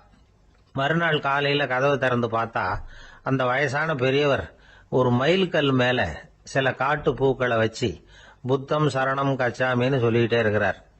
இவருக்கு சந்தேகமா போட்டுது. கிட்ட போனார். என்ன செஞ்சுக்கிட்டு இருக்கீங்கன்னு கேட்டார். இது என்னுடைய காலை நேர பிரார்த்தனைனாராம். நிஜமாவே நீங்க ஒரு பைத்தியமா தான் இருக்கணும், ஏன்னா அது ஒரு மைல்கல் அப்படின்னாராம். இப்ப அந்த பெரியவர் சொன்னாராம், நீங்க ஒரு மரத்தை புத்தரா நினைக்கும் பொழுது நான் ஏன் ஒரு மைல்கல்ல புத்தரா நினைக்கக்கூடாது?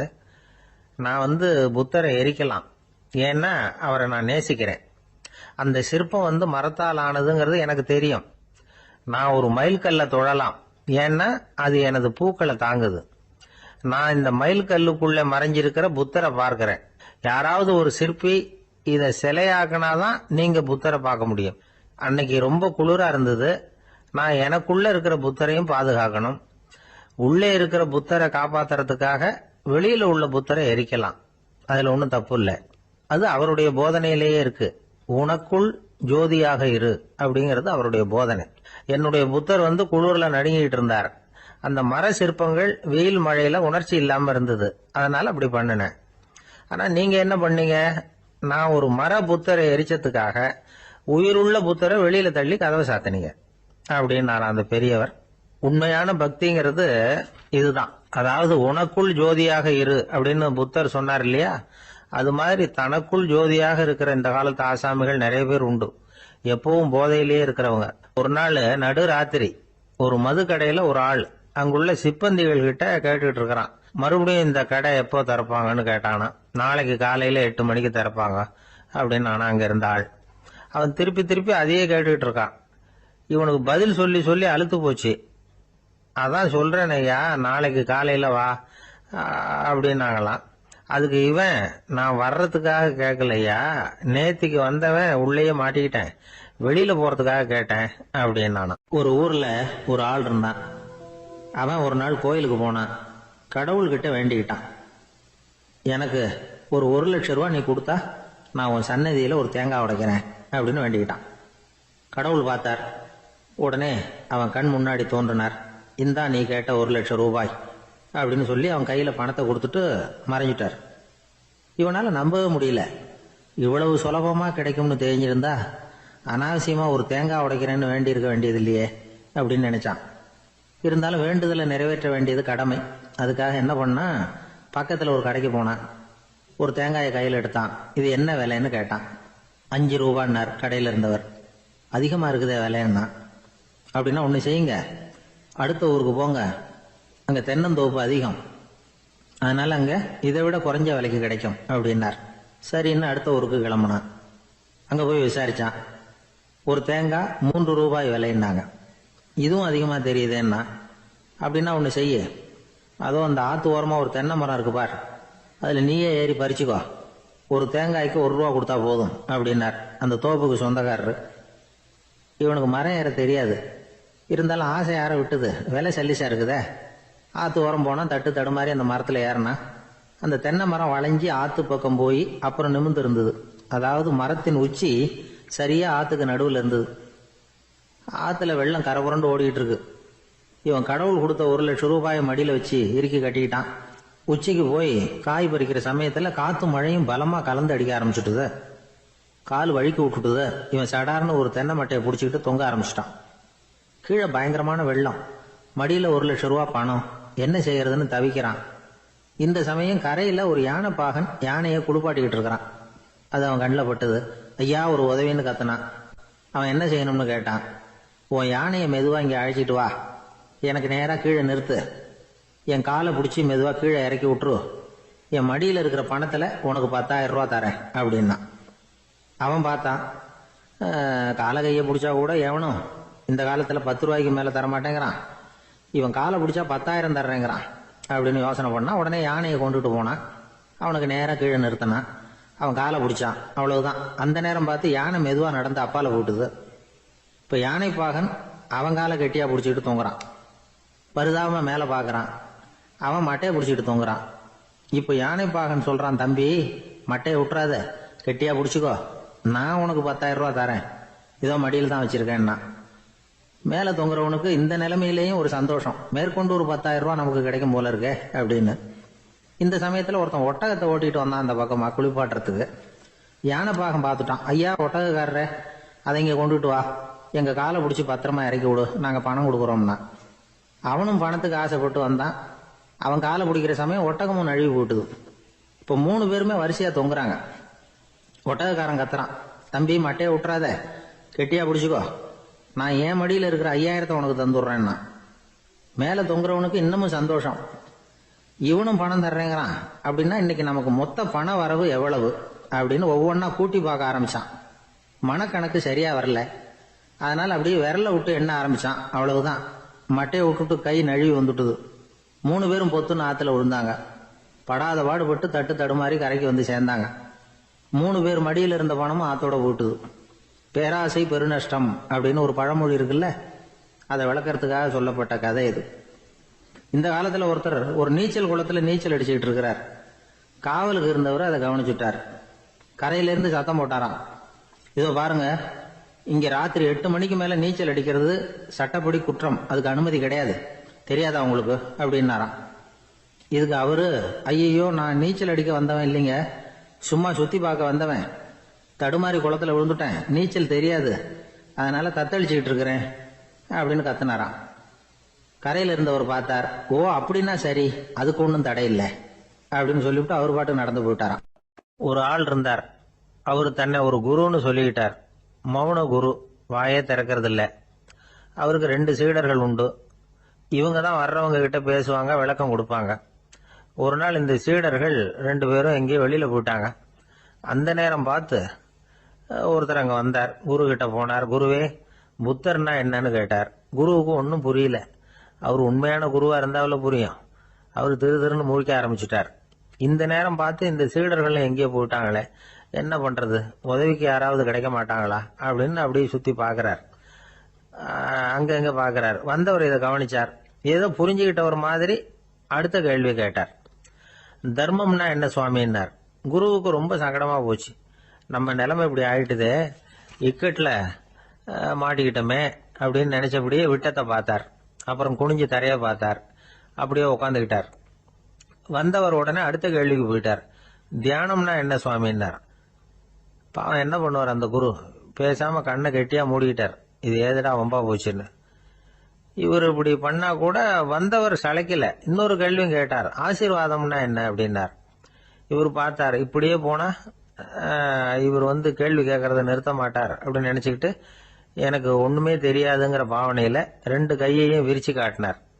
வந்தவர் முகத்துல மகிழ்ச்சி, மன நிறைவு, ஏதோ எல்லாம் புரிஞ்சுக்கிட்ட ஒரு மாதிரி அங்கிருந்து புறப்பட்டு போனார்.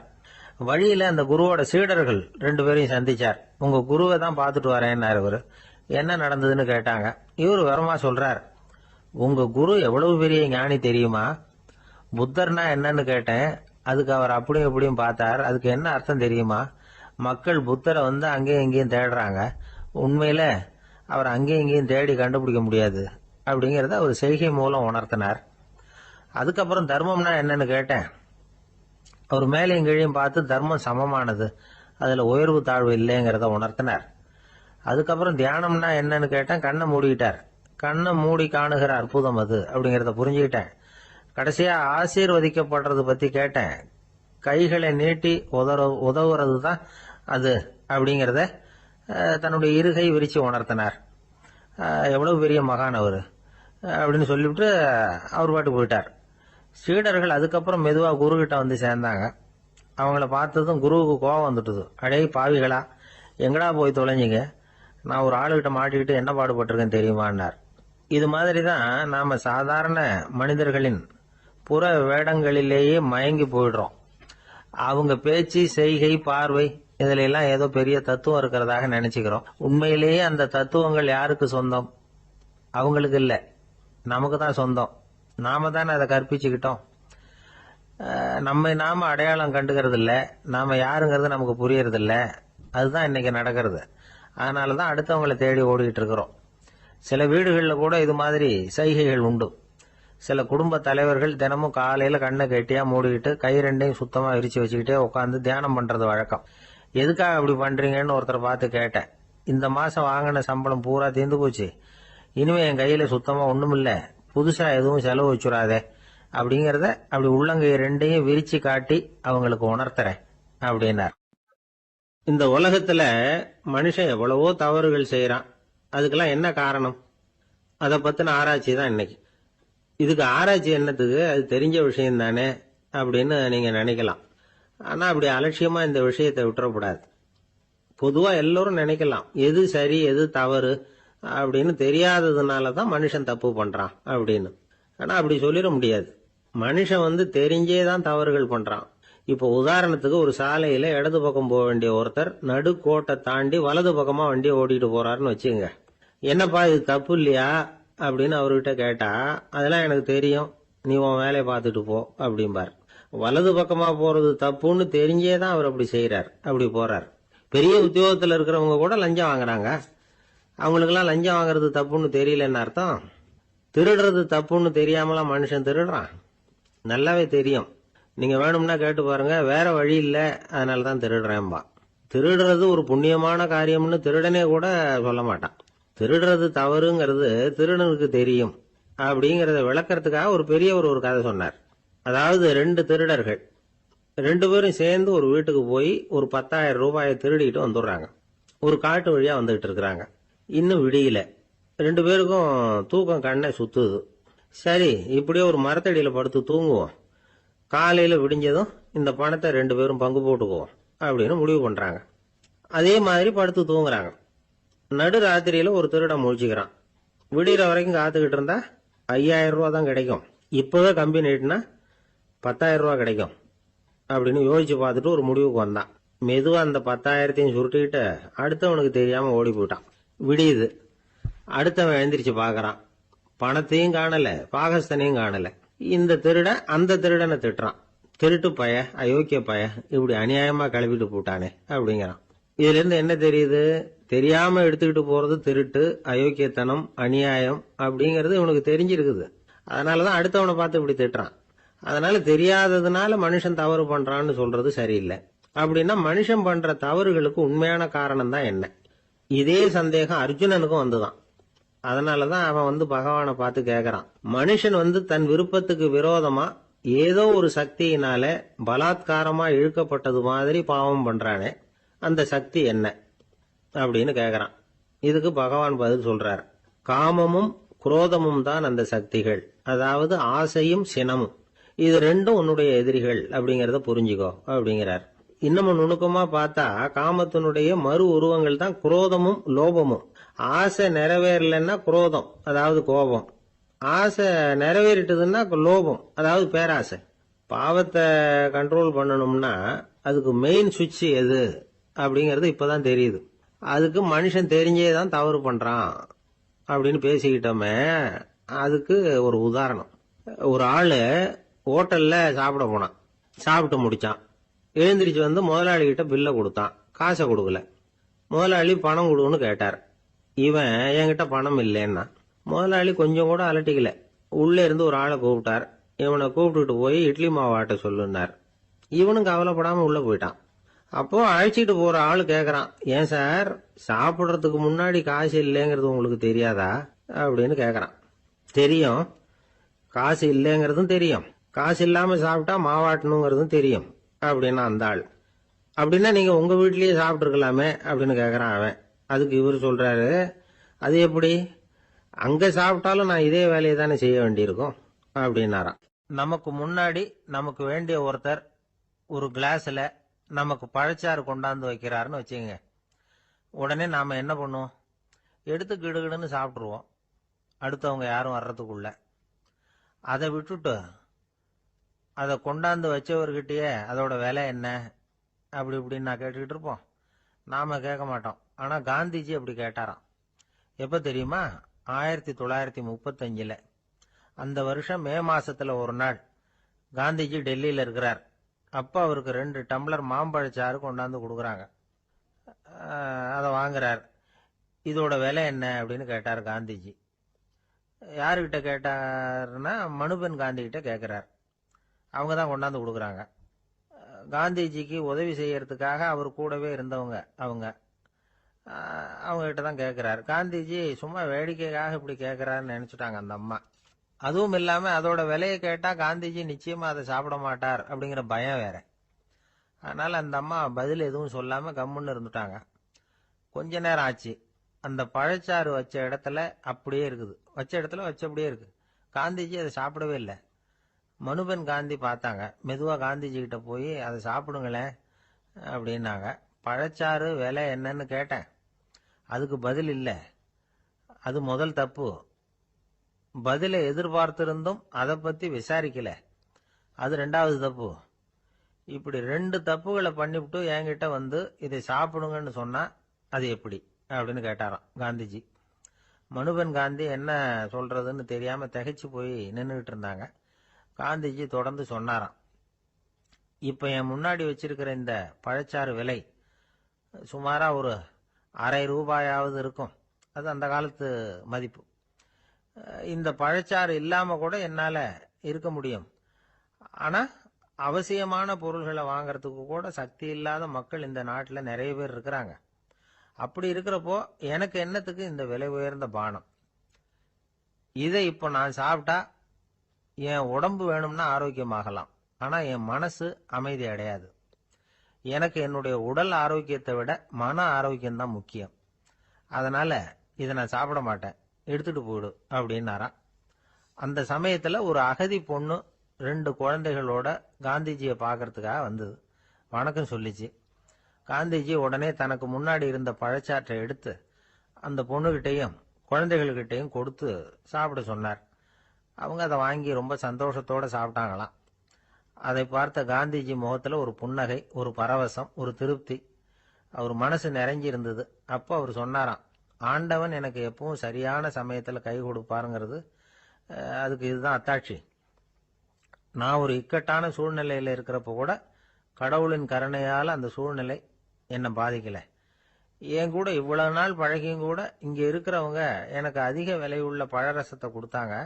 ஆனா சரியான நேரத்துல அதை சாப்பிட வேண்டியவங்களை என்கிட்ட அனுப்பி வச்சு என்ன சந்தோஷப்படுத்தினார் கடவுள், அவருக்கு நன்றி அப்படின்னாராம் மகாத்மா காந்தி. உடல் ஆரோக்கியத்தை விட மன ஆரோக்கியம்தான் எனக்கு முக்கியம்னு சொன்னார் பாருங்க. அதை நாம எல்லாரும் மனப்பூர்வமா இன்னைக்கு சிந்திச்சு பார்க்கணும். இந்த காலத்துல எல்லாரும் அப்படியா நினைக்கிறாங்க?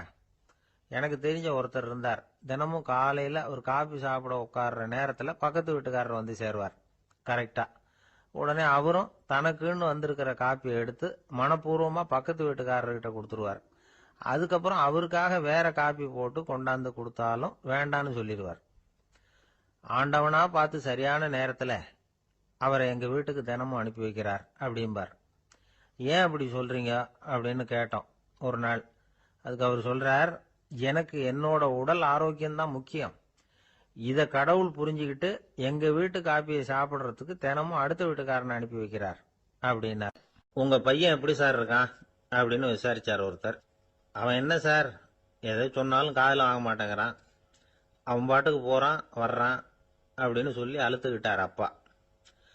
பெரியவங்க சொல்றதை சின்ன பிள்ளைங்க கேட்கறது இல்லைங்கிறது ஒரு குறை. பெரியவங்க சொல்றது சின்ன பிள்ளைங்க காதுலயே விழறது இல்லைங்கிறது ஒரு குறை. இது கொஞ்சம் சீரியஸான விஷயம், கவனிச்சு பார்க்கணும். ஒரு குழந்தைக்கு காது சரியா கேக்குதா இல்லையா அப்படிங்கறத நாம தான் கவனிச்சு பார்த்து கண்டுபிடிக்கணும். அதுவா நம்ம கிட்ட தவழ்ந்து வந்து, அப்பா எனக்கு காது கேட்கல, அழைச்சிட்டு போங்க டாக்டர்கிட்ட அப்படின்னுலாம் சொல்லிட்டு இருக்காது.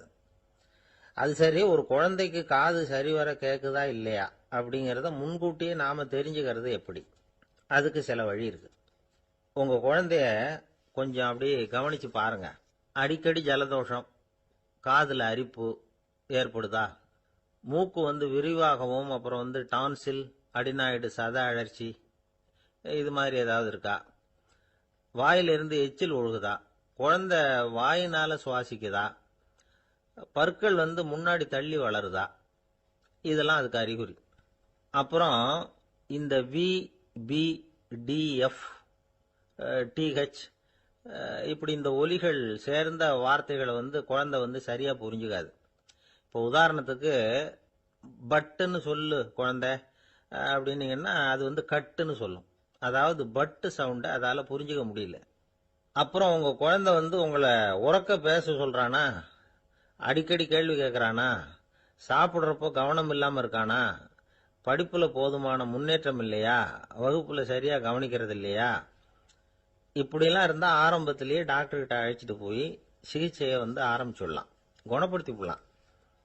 குழந்தைக்கு காது சரியா கேட்கலன்னா நீங்க செய்ய வேண்டியது என்ன தெரியுமா? அவனுக்கு காது கேட்கலங்கிறதுக்காக அவன் முன்னாடி சத்தம் போட்டு பேசக்கூடாது. மெதுவா சீரா பேசணும், அவனை பார்த்து பேசணும். உங்க உதட்டு அசைவுகள் அவனுக்கு உதவும். அதை பார்த்தே புரிஞ்சுக்குவான். நீங்க வாயில வெத்தலை பாக்கு போட்டுக்கிட்டோ புகை பிடிச்சிக்கிட்டோ பேசக்கூடாது. அப்படி பேசினா அவனால அந்த உச்சரிப்பை சரியா புரிஞ்சுக்க முடியாது. ஒரு வார்த்தையை சொல்றீங்க, அவனுக்கு புரியல அப்படின்னா அதே வார்த்தையை மறுபடியும் சொல்லணும். அவனுக்கு நீங்க முதல்ல சொன்ன வார்த்தை புரியலன்னு நினைச்சுக்கிட்டு மறுபடியும் திருப்பி சொல்றப்போ அதே அர்த்தம் வரக்கூடிய வேற வார்த்தையை சொல்லக்கூடாது. இப்படிலாம் நடந்துகிட்டா அவனுக்கு மன திடத்தை ஏற்படுத்த முடியும். இல்லைன்னா அவனுக்கு தாழ்வு மனப்பான்மை வந்துடும். குழந்தைக்கு காது கோளாறுன்னா ஆரம்பத்திலேயே டாக்டர் கிட்ட அழைச்சிட்டு போனா போதும், குணப்படுத்தி விடலாம். அப்புறம் பார்த்துக்கலாமே அப்படின்னு அலட்சியமா இருந்துட்டாதான் கஷ்டம். சில பேர் கோபத்துல சின்ன பிள்ளைங்க காதை பிடிச்சி திருகிறது உண்டு. இது ரொம்ப தப்பு. காது கையோட வந்துட்டா என்ன பண்றது? ஒரு வேடிக்கை கதை, அது கதை தான், நிஜமா நடந்தது இல்லை. அது மாதிரி நடக்கும் நடக்காது, ஒரு வேடிக்கைக்காக சொல்லப்படுற கதை. அதாவது ஒரு வீட்டில் அப்பா அம்மாவை பார்த்து சொல்லிட்டு இருக்கார், இதை பாரு, நாளைக்கு காலையில் என்னை சீக்கிரம் எழுப்பி விட்டுரு, நான் செங்கல்பட்டு வரைக்கும் போயிட்டு வர வேண்டியிருக்கு அப்படின்னாராம். இதை அவங்க பையன் காதில் வாங்கிட்டு இருக்கான். அப்பாவுக்கு சிரமம் வேண்டாமே அப்படின்னு நினைச்சு அவனே காலையில யாருக்கும் தெரியாம எழுந்திருச்சு புறப்பட்டு செங்கல்பட்டுக்கு போட்டான். சாயந்தரமா திரும்பி வந்தான். அப்பா பையனை காணாம அலமோதிக்கிட்டு இருக்கிறார். சாயந்தரமா பையனை பார்த்ததும் எங்கடா போயிட்டு வந்தேன்னு கேட்டார் கோவமா. செங்கல்பட்டுக்கு போயிட்டு வந்தேப்பா, நீ வீணா அலைய வேண்டாமேன்னு அப்படின்னா. எதுக்கடா போனேன்னு அதட்டினார். அதான்ப்பா, நீ நேற்று அம்மா கிட்ட சொல்லிக்கிட்டு இருந்த, அதை காதில் வாங்கினேன், உனக்காக நான் போயிட்டு வந்தேன் அப்படின்னா. உடனே எந்த காதில் வாங்கினேன் அப்படின்னு சொல்லி காதை பிடிச்சி திருகுனார். அந்த காது கையோட வந்துட்டுது. இது நடந்து கொஞ்ச நாள் கழிச்சு அந்த அப்பாவும் பையனும் கடத்தெருவில் போயிட்டு இருக்கிறாங்க. எதிரில் ஒரு நாய் ஓடி வந்தது. அதுக்கு 2 காதும் இல்லை.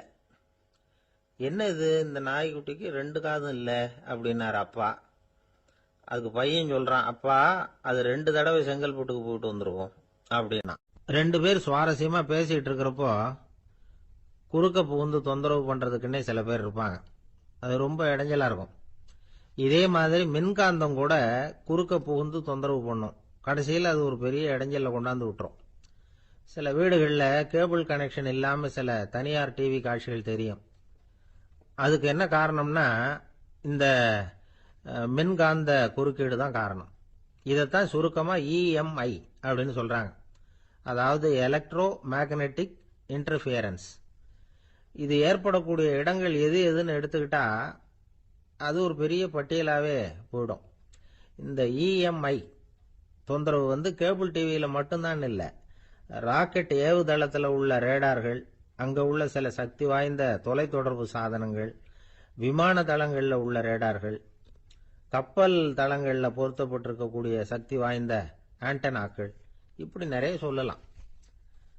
காவல் நிலையங்கள்ல பயன்படுத்தப்படுகிற வயர்லெஸ் தொடர்பு சாதனங்கள் கூட ஓரளவுக்கு இந்த மின்காந்த அலைகளை வெளியிடும். நம்ம வீட்டில் உட்காந்துக்கிட்டு ரேடியோ கேட்டுக்கிட்டு இருப்போம் அல்லது டிவி பார்த்துக்கிட்டு இருப்போம்.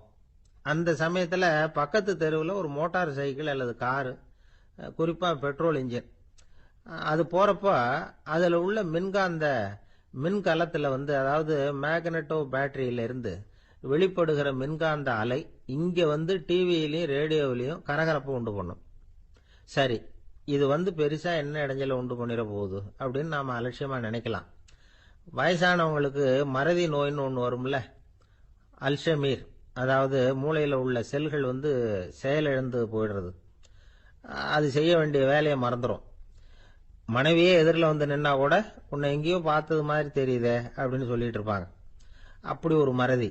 இந்த விசித்திரமான நோய்க்கு இதுவரைக்கும் மருந்தே இல்லைன்னு வேற சொல்றாங்க. இந்த மைக்ரோ ஓவன் அப்படின்னு சொல்லக்கூடிய சமையல் அடுப்புகள் கூட மின்காந்த அலைகளை வெளியிடுது. சமயத்தில் சில தொழிற்சாலைகளில் கூட பெரிய விபத்துக்களை இந்த இஎம்ஐ உண்டு பண்ணிவிடும். இதை பற்றி தீவிரமா சிந்திக்க ஆரம்பிச்சதே ஒரு விபத்துக்கு பிறகுதான்.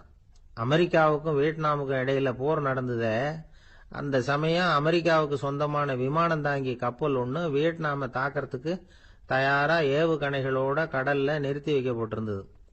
தற்செயலா அந்த பகுதியில கப்பல் தொலைத்தொடர்பு பகுதிக்கு அருகில ஊடுருவிய இந்த சக்தி வாய்ந்த ரேடியோ அலைகள் ஏவுகணையில இருந்த மின்னணு சர்க்கியூட்டை பூர்த்தி செஞ்சு வச்சுட்டுது. அவ்வளவுதான், ஏவுகணை அங்கேயே வெடிச்சு செதறி போச்சு. 130 பேர் அந்த இடத்திலேயே உடல் கருகி செத்து போட்டாங்க. ஏகப்பட்ட பொருள்கள் நாசம். இந்த விபத்துக்கான காரணம் என்னங்கிறத உடனடியா யாராலையும் கண்டுபிடிக்க முடியல. ரொம்பவும் கடுமையா முயற்சி பண்ணி கடைசியா கண்டுபிடிச்சாங்க, இது இந்த இஎம்ஐ வேலை தான் அப்படின்னு. மின்னணு தொலைபேசிகள் இருக்க, இதுல பேசும்பொழுது நம்ம காதை அதாவது செவியை ஊடுருவக்கூடிய மின்காந்த அலையானது மூளைக்கு போய் அங்க மூளை கட்டிகளை உருவாக்க ஊக்கம் கொடுக்குது அப்படின்னு வேற கண்டுபிடிச்சிருக்கிறாங்க. இந்த இஎம்ஐ ரொம்ப குறைஞ்ச மின்காந்த அழுத்தத்துல நமக்கு எந்த பாதிப்பையும் ஏற்படுத்துறதில்ல. மின்காந்த அலைகள் அழுத்தத்தோட இருக்கிற இடங்கள்ல ரொம்ப நேரம் இருந்தோம்னா நம்ம உடம்பின் வெப்பநிலை 2 டிகிரி செல்சியஸ் வரைக்கும் அதிகரிக்குதாம்.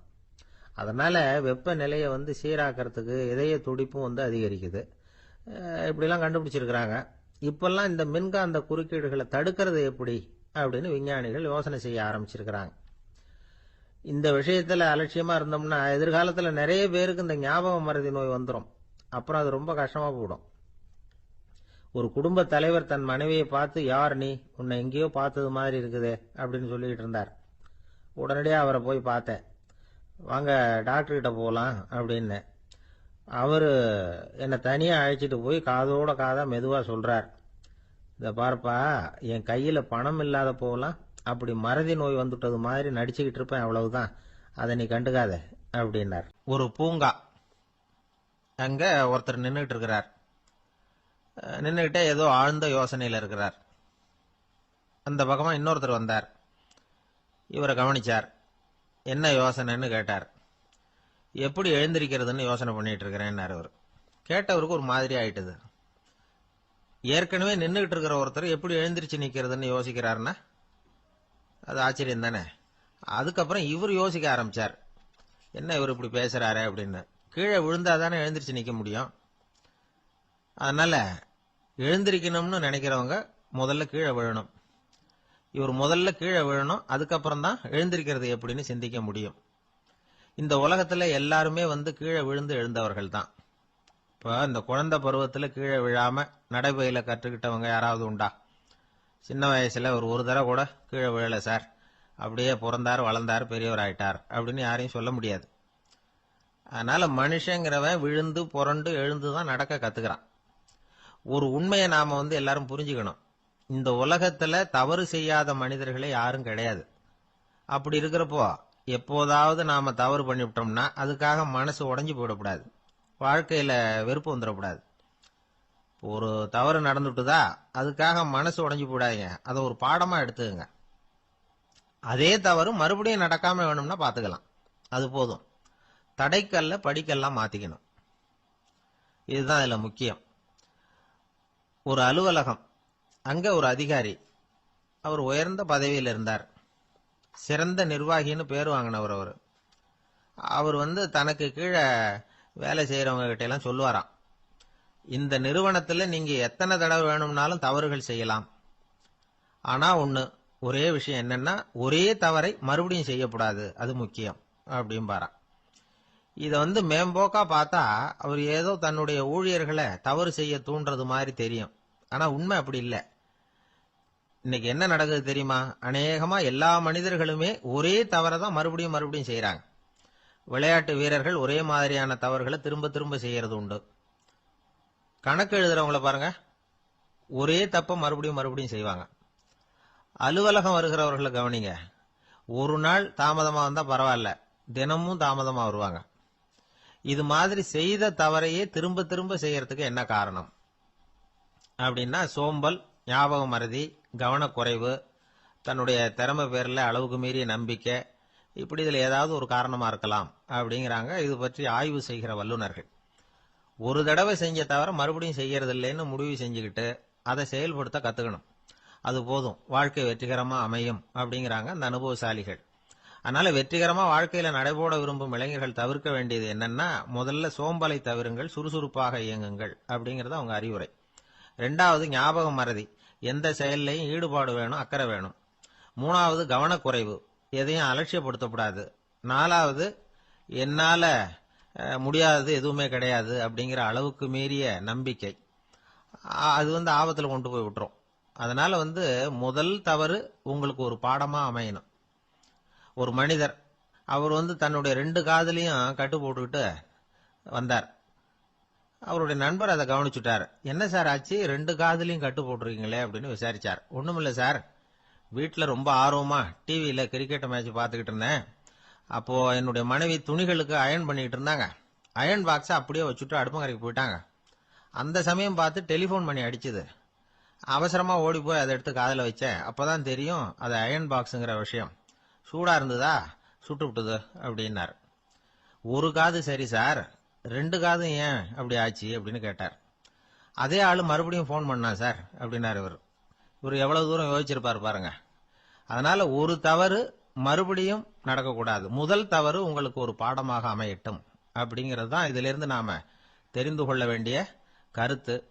அதனால தவறுகள் அதெல்லாம் தடைக்கெல்லாம் நினைக்க வேண்டாம், படிக்கெல்லாம் நினைப்போம். அப்படி நினைச்சோம்னா வாழ்க்கையில வெற்றி நிச்சயம். ஒரே ஒரு ஊர், அந்த ஊருக்கு பேரு கொடையாளிப்பட்டி. அந்த பேருக்கு தகுந்த மாதிரி தான் அந்த ஊர் மக்களும். யார் என்ன கேட்டாலும் இல்லைன்னு சொல்லாம கொடுப்பாங்க. கொடையாளிகள் நிறைந்த ஊர். இனாமா மட்டும் இல்ல, கடனாவும் பணம் கொடுப்பாங்க. யாருக்காவது அவசரமா பணம் தேவைப்பட்டதுன்னு வச்சுக்கோங்க, அந்த ஊருக்கு போய் வாங்கிக்கலாம். பத்திரம் தேவையில்லை, சாட்சி தேவையில்லை, ஜாமீன் தேவையில்லை, எந்த உத்தரவாதமும் கேட்காம பணம் கொடுத்துருவாங்க. நம்மால் ஒருத்தனுக்கு பணம் தேவைப்பட்டது, சொந்த பந்தம்லாம் கேட்டு பார்த்தா யாரும் கொடுக்கற வழியா தெரியல. எல்லாரும் அவங்கவுங்க சௌரியத்தை பாக்குறவங்க, அடுத்தவங்க சௌரியத்தை பத்தி கவலைப்படாதவங்க. இவன் எல்லாரையும் கேட்டு பார்த்துட்டு சோர்ந்து போய் உக்காந்துட்டான். அந்த நேரம் தான் கொடையாளிப்பட்டியை பத்தி கேள்விப்பட்டான். அப்படி ஒரு ஊர் இருக்கிறது தெரிஞ்சதும் அந்த ஊருக்கு வழி கேட்டுக்கிட்டு ஒரு நாள் புறப்பட்டு போனான். வயல்காட்டு வழியா போக வேண்டியிருந்தது. மெதுவா நடந்து ஊர் எல்லைக்கு வந்துட்டான். 2 பக்கமும் விவசாய வேலைகள் மும்முரமா நடந்துகிட்டு இருக்குது. ஏறு உழுதுகிட்டு இருக்கிறாங்க. அப்ப அங்க ஒரு ஆளை பாம்பு கடிச்சுட்டுது. பக்கத்துல வேலை செஞ்சுக்கிட்டு இருந்தவங்க ஓடி வந்தாங்க. அவசரமா செய்ய வேண்டிய முதல் உதவியெல்லாம் செஞ்சு பார்த்தாங்க, பலன் இல்லை. அந்த ஆள் செத்து போட்டான். அவன் செத்து விட்டான்னு தெரிஞ்சதும் அவனை தூக்கி வரப்பு மேல போட்டுட்டு எல்லாரும் அவங்கவுங்க வேலையை கவனிக்க ஆரம்பிச்சிட்டாங்க. அங்க ஒரு ஆளு இவனை பார்த்து சொன்னான், ஐயா, நீங்க போற வழியில இவன் சொந்தக்காரன், இவனுக்கு சோறு கொண்டுகிட்டு வருவான், இவன் இங்க செத்துட்டான்னு அவன்கிட்ட சொல்லிவிடுங்க அப்படின்னா. இவனுக்கு ரொம்ப ஆச்சரியம். என்னடா இது, பாம்பு கடிச்சுட்டுதுன்னதும் பதறி அடிச்சுக்கிட்டு ஓடி வந்தாங்க, செத்துட்டான்னதும் பேசாம தூக்கி போட்டுட்டு போயிட்டாங்க அப்படின்னு நினைச்சுக்கிட்டே நடந்து போறான். எதிரில் சோறு கொண்டுகிட்டு ஒரு ஆள் வந்தான். இவன் விவரத்தை சொன்னான். அங்க உங்க சொந்தக்காரன் பாம்பு கடிச்சு செத்து போட்டான் அப்படின்னா. அவன் கொஞ்ச நேரம் அமைதியா நின்னான். அதுக்கப்புறமா அங்கேயே வரப்புல உட்காந்து கொண்டுகிட்டு வந்த சோத்தை தானே சாப்பிட்டு முடிச்சான். பேசாம எழுந்திரிச்சு திரும்பி போயிட்டான். கொஞ்சம் கூட பதறல, அழல. இப்படியும் ஒரு ஊரா அப்படின்னு நினைச்சு ஆச்சரியப்பட்டுக்கிட்டே இவன் ஊருக்குள்ள போனான். ஒரு பெரிய மனுஷனை பார்த்து பணம் கேட்டான். அவரும் இவனோட பேரையும் ஊரையும் மட்டும் விசாரிச்சுக்கிட்டு தேவையான பணத்தை கொடுத்துட்டார். பணத்தை வாங்கிட்ட பிறகு தன்னுடைய மனசை அரிச்சுக்கிட்டு இருந்த அந்த விஷயத்தை பத்தி கேட்டான். ஐயா, வழியில ஒருத்தன் செத்துட்டான், அவனை அப்படியே தூக்கி வரப்புல போட்டுட்டு எல்லாரும் வயல்வெளி வேலைகளை பார்த்துக்கிட்டு இருக்கிறாங்களே அப்படின்னா.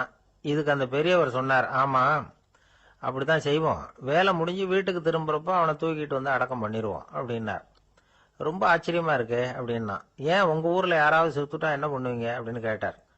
என்ன இப்படி கேக்குறீங்க, எங்க ஊர்ல எல்லாம் பணத்தை தூக்க விட மாட்டாங்க, ஒப்பாரி வைப்பாங்க, கட்டி புரண்டு அழுது புலம்பி தீத்துருவாங்க அப்படின்னா. இவன் பெரியவர் பார்த்தார், அவங்கிட்ட கொடுத்த பணத்தை லபக்குன்னு பறிச்சுக்கிட்டார், திருப்பி வாங்கிட்டார். இவன் பதறி போய் நிக்கிறான். அவரு சொன்னார், பணத்தையே விட மாட்டேன்னு கட்டுப்பிடிச்சு அழுதா நான் கொடுத்த பணத்தை மட்டும் எப்படி திருப்பி கொடுக்க போற, போயிட்டு வா அப்படின்னு விரட்டி விட்டாராம். இந்த கதையை நண்பர் ஒருத்தர் சொன்னார். கதை வேடிக்கையா தெரிஞ்சா கூட இதுல கருத்து உண்டு. பணம் பிணம் இது ரெண்டையுமே விடுறதுக்கு அவ்வளவு சுலபமா மனம் வர்றதில்லை. இந்த ரெண்டு விஷயங்கள்லயும் அறிவார்ந்த செயல்பாடு தேவை. ஒரு பேருந்து மரத்துல மோதி விட்டது, எல்லாரும் அடிபட்டு முனைகிட்டு கிடக்குறாங்க. டிரைவர் கண்டக்டர் இவங்களுக்கும் அடி, அவங்களும் ஒரு பக்கம் கிடக்குறாங்க. ஒரு மூலையில கிடக்கிற ஒருத்தன் மெதுவா முக்கி முனகி கண்டக்டர்னு சத்தம் போடுறான். கண்டக்டர் மெதுவா நகர்ந்து அவங்கிட்ட போய் என்னன்னு விசாரிக்கிறார். அவன் ரொம்ப சிரமப்பட்டு வாயை திறந்து ஒரு 15 காசு சில்லற பாக்கி அப்படின்னானா. ஒருத்தர் இருக்கார், நல்ல உத்தியோகத்துல தான் இருக்கிறார், ஆனா எப்ப பார்த்தாலும் முகத்தை வெறுப்பா வச்சிருப்பார், அப்படியே வருவார் போவார். ஏன் சார் இப்படி இருக்கிறீங்க அப்படின்னு விசாரிச்சோம். ஏன்டா இந்த வேலைக்கு வந்தோம்னு இருக்கு சார் அப்படின்னார். உங்க வேலை உங்களுக்கு பிடிக்கலையா அப்படின்னு கேட்டோம். இல்லைன்னார். இப்படிப்பட்டவங்க வெற்றிகரமான வாழ்க்கை வாழ முடியாது. இது நிபுணர்கள் கருத்து. வேலையை நேசிக்க தெரிந்தவர்கள் வெற்றி பெறுவார்கள் அப்படிங்கிறாங்க அவங்க. எந்த துறையா இருந்தாலும் சரி, அந்த துறையில வெற்றிகரமா இருக்கிறவங்கள விசாரிச்சு பாருங்க. எனக்கு என்னுடைய வேலை ரொம்ப பிடிக்கும் அப்படின்னு சொல்றவங்களா தான் இருப்பாங்க. அப்படி இருந்தாதான் அது வெற்றிகரமா இருக்க முடியுது அவங்களால. ஒருத்தனுக்கு பிடித்தமான பொழுதுபோக்கே அவனுடைய தொழிலா இருந்துட்டுதுன்னா அவனை மாதிரி கொடுத்து வச்சவன் வேற யாரும் இல்லை அப்படிங்கிறார் பெர்னாட் ஷா. ஒரு தடவை மன்னர் ஹுமாயூன் உயிரை தண்ணீர் முண்டு ஊற்றுகிற தொழிலாளி ஒருத்தர் காப்பாத்தினாராம் அந்த ஹுமாயூன் உயிரை. உடனே மன்னர் கேட்டிருக்கார், உனக்கு என்ன வேணும்னாலும் கேளு தரேன், உயர் பதவி வேணுமா அப்படின்னு கேட்டாராம். மன்னா, மக்களின் தாகம் தீர்க்கக்கூடிய இந்த பணியை விட உயர்ந்தது உண்டா அப்படின்னாராம் அந்த தொழிலாளி. அவரால் அவருடைய வேலையை நேசிக்க முடிஞ்சுது, அதனால மகிழ்ச்சியா இருக்க முடிஞ்சுது. நாமெல்லாம் அப்படி இல்லை, வேலை கிடைக்கிற வரைக்கும் கிடைச்சா போதும் அப்படின்னு இருக்கோம். கிடைச்சதுக்கு அப்புறம் ஏன்டா இந்த வேலைக்கு வந்தோம்னு ரொம்பவும் அழுத்துக்குவோம். சரி, நாம் இருக்கிற இடத்துல நாம் வெற்றிகரமா இருக்க வழி உண்டா அப்படின்னா உண்டுன்னு சொல்றாங்க. அதாவது மன இயல் நிபுணர்கள் இருக்கிறாங்க இல்லையா, அவங்க அதுக்கு முக்கியமா 6 வழிகள் சொல்றாங்க. நீங்க ஒரு அலுவலகத்துல வேலை பார்க்கறவரா அப்படின்னா இதை கேளுங்க. அதாவது உங்க மேலதிகாரி எதிர்பார்ப்புக்கு தகுந்த மாதிரி உங்க வேலை இருக்குதா? அப்படி இல்லைன்னா முதல்ல உங்க வேலையின் தரம் உயரணும். உங்களுக்கு மேல கீழே வேலை பார்க்குற பணியாளர்கள் கிட்ட நல்ல விதமா பழகுறீங்களா? அந்த உறவு முறையில ஏதாவது குறை இருந்தா அதை கண்டுபிடிச்சு சரி பண்ணுங்க. நம்பிக்கைக்கு உரியவர் அப்படின்னு நீங்க பேர் எடுக்கணும். நீங்க எடுக்கிற முடிவு நல்ல முடிவா தான் இருக்கும் அப்படின்னு அடுத்தவங்க சொல்லணும். உங்க தோற்றத்துக்கு முக்கியத்துவம் கொடுங்க. இது மனம் உடல் ரெண்டும் சம்பந்தப்பட்டது. அதனால மனசையும் ஆரோக்கியமா வச்சிருக்கணும், உடம்பையும் ஆரோக்கியமா வச்சிருக்கணும். உங்களுடைய நிர்வாகம் செயல்படுற விதத்தை நல்லா புரிஞ்சு வச்சுக்கணும். உங்களுடைய நிர்வாகம் இப்போ ஒரு காரியம் செய்யுதுன்னு வச்சுங்க, ஏன் அப்படி செய்யுது, எதுக்காக அப்படி செய்யுது, அதனுடைய குறிக்கோள் என்ன, அது நீடிக்கிறதுக்கு காரணம் என்ன, இதையெல்லாம் தெரிஞ்சுக்கணும். சிரிப்புக்கு வஞ்சகம் பண்ணக்கூடாது, நல்லா சிரிக்கணும், அப்பதான் அது திரும்ப கிடைக்கும். கடந்த கால தோல்வியை பத்தி கவலைப்படக்கூடாது. முதலாளி விருப்பம் தெரிஞ்சு நடந்துக்கிறது நல்லதுதான். அதுக்காக காக்கா பிடிக்கணுங்கிற அவசியம் இல்லை. உங்களுக்கு ஒரு பொறுப்பான வேலை கிடைக்குது, உடனே சத்தம் குழப்பம் அப்படின்னு சூழ்நிலையை இறுக்கமா ஆக்கிடக்கூடாது. எந்த சூழலையும் இயல்பா கையாளக்கூடியவர் அப்படிங்கிறத காட்டணும். இதெல்லாம் உங்கள் துறையில நீங்கள் வெற்றி பெற நிபுணர்கள் சொல்ற யோசனைகள். இவ்வளவு விவரமும் சொல்லிவிட்டு ஒருத்தரை பார்த்து கேட்டோம், இப்ப சொல்லுங்க, நீங்க செய்யற வேலை உங்களுக்கு பிடிச்சிருக்குதா அப்படின்னோம். ரொம்ப ரொம்ப பிடிச்சிருக்குது அப்படின்னார். சரி, என்ன செஞ்சிட்டு இருக்கிறீங்க அப்படின்னு கேட்டோம். சும்மா தான் இருக்கிறேன் அப்படின்னார். ஒரே ஒரு ஊரில் ஒரு பாதிரியார் இருந்தார். ரொம்ப நாள் சந்தோஷமா வாழ்ந்தார். ஒரு நாள் அவர் மடத்து சமையல் அறையில் பாத்திரங்களை கழுவி துலக்கி சுத்தப்படுத்திக்கிட்டு இருந்தார். அந்த சமயத்தில் ஒரு தேவதூதன் அவர் முன்னாடி வந்து நின்னான். இவர் நிமிர்ந்து பார்த்தார். ஆண்டவர் என்னை உங்ககிட்ட அனுப்பியிருக்கிறார். பரலோகத்தில் வாசம் செய்யறதுக்கு உங்களுக்கு நேரம் வந்துட்டுது அப்படின்னு அந்த ஆள். ஆண்டவருக்கு என்னோட ஞாபகம் வந்ததுக்கு நன்றி. ஆனாலும் இப்போ இங்கே நீயே பாரு, எவ்வளவு பாண்டங்கள் பாக்கி இருக்கு. இவ்வளவையும் நான் சுத்தப்படுத்த வேண்டியிருக்கு. நான் நன்றி கெட்டவனாக இருக்க விரும்பலை. இந்த பணியை முடிக்கிற வரைக்கும் என்னுடைய பரலோக வாழ்வை தள்ளி வைக்க முடியுமா? நீ என்ன நினைக்கிற அப்படின்னு கேட்டார். தேவதூதன் தனக்கே உரிய விவேகத்தோட அன்போட பாதிரியாரை பார்த்தான். சரி, என்ன செய்யலாம்ங்கிறத அப்புறம் சொல்கிறேன் அப்படின்னு சொல்லிவிட்டு புறப்பட்டு போயிட்டான். ஒரு நாள் அந்த பாதிரியார் தோட்டத்தில் உள்ள களைகளை எல்லாம் ஒரு களை கொத்தியால் கொத்தி களை எடுத்துக்கிட்டு இருக்கிறார். அந்த சமயத்தில் இந்த தேவதூதன் மறுபடியும் அவர் முன்னாடி நிற்கிறான். பாதிரியார் பார்த்தார். இதை பாரு, இந்த தோட்டம் பூராவும் எவ்வளவு களை மண்டி கிடக்கு. பரலோகம் கொஞ்ச காலம் எனக்காக பொறுத்திருக்கலாம்னு நீ நினைக்கிறியா அப்படின்னு கேட்டார். தேவதூதன் சிரிச்சுக்கிட்டே மறுபடியும் மறைஞ்சிட்டான். மறுபடியும் அவர் களை எடுக்கிறது, தானிய களஞ்சியத்துக்கு வர்ணம் பூசுறது, இப்படிப்பட்ட வேலைகளில் ஈடுபட்டிருக்கார். இன்னொரு நாள் ஒரு மருத்துவமனையில் நோயாளிகளை கவனிச்சுக்கிட்டு ரொம்ப தீவிரமாக இருக்கிறார் அந்த பாதிரியார். ஒரு நோயாளியோட தாகத்துக்கு தண்ணீர் கொடுத்துட்டு நிமிர்ந்து பார்க்குறப்போ தேவதூதன் மறுபடியும் அவர் முன்னாடி நிற்கிறான். இந்த தடவை பாதிரியார் தன்னலமற்றவராக பேரன்பை காட்டக்கூடிய வகையில் தன்னுடைய 2 கைகளையும் உயர்த்தியபடி தேவதூதனின் கவனத்தை பிணியால் வாடக்கூடிய நோயாளிகளின் பக்கம் திருப்பினாராம். தேவதூதன் ஒன்றும் சொல்லலை, மறைஞ்சிட்டான். அன்னைக்கு சாயந்தரம் பாதிரியார் மடத்தில் உள்ள தன்னுடைய அறைக்கு போய் இளைப்பாறினார். யோசிச்சு பார்த்தார். தேவதூதனையும் தேவதூதனின் விருப்பத்தையும் பல நாள் தள்ளி போட்டு வந்ததையும் அவர் ரொம்ப நினச்சி பார்த்தார். திடீர்னு தான் முதுமை அடைகிறதையும் சோர்வு அடைகிறதையும் உணர்ந்தார். ஆண்டவரை நினைச்சார். ஆண்டவரே, உம்முடைய தூதனை மறுபடியும் என்கிட்ட அனுப்புனா நான் சந்திக்கிறதுக்கு ஆவலாக இருக்கேன் அப்படின்னு சொல்கிறப்பவே தேவதூதன் பக்கத்தில் நின்னான். பாதிரியார் நிமிர்ந்து பார்த்தார். நீ இப்போவே என்னை அழைச்சிக்கிட்டு போக விரும்பினா நான் பரலோகத்துக்கு வர்றதுக்கு தயாராக இருக்கேன்னார். தேவதூதன் அந்த பாதிரியாரை அன்போடவும் விவேகத்தோடவும் பார்த்து, நீங்கள் என் கூட பரலோகத்துக்கு வர்ற தயாராக இருக்கிறதா சொல்கிறீங்க, ஆனால் நீங்கள் இதுவரைக்கும் வேற எங்கே இருந்ததா நினைக்கிறீங்க அப்படின்னு. அப்படின்னா இதுவரைக்கும் இருந்த இடம் தான் பரலோகம் அப்படிங்கிறத உணர்த்தி இருக்கிறான். பரலோகம்னா என்னன்னு புரிஞ்சுக்கிறதுக்கு இந்த சம்பவம் நமக்கு உதவியாக இருக்குது. தொண்டு செய்கிறத விட பெரிய செயல் வேற எதுவும் இருக்க முடியாது. அது நம்ம மனசுக்கு கொடுக்குற சுகத்தை வேற எதுவும் கொடுக்க முடியாது. நாம் தொண்டு செய்கிற இடம் தான் அந்த புண்ணிய இடம். ஆனால் இந்த காலத்துல எல்லாம் நாம் தொண்டு செய்யணும்னு நினச்சி ஏதாவது ஆரம்பித்தா கூட அதை ஒரு மாதிரியாக சுற்றி நின்று வேடிக்கை பார்க்க ஆரம்பிச்சிடுறாங்க. ஒரு பெரியவர் அப்படித்தான் ஒரு தொண்டு செஞ்சுக்கிட்டு இருந்தார். ஒரு கோவில் கட்டிக்கிட்டு இருந்தாங்க. அதில் ஒரு இடத்துல ஒரு பலகையை வச்சு ஆணி அடிக்கிற வேலையை செஞ்சுக்கிட்டு இருந்தார் அந்த பெரியவர். ஒரு சின்ன பையன் அதை ரொம்ப ஊக்கமாக அக்கறையாக கவனிச்சுக்கிட்டு இருந்தான். பெரியவர் இதை கவனித்தார். என்னப்பா பார்க்குற, உனக்கும் இது மாதிரி தொண்டு செய்யணும்னு ஆசையாக இருக்கா அப்படின்னு கேட்டார்.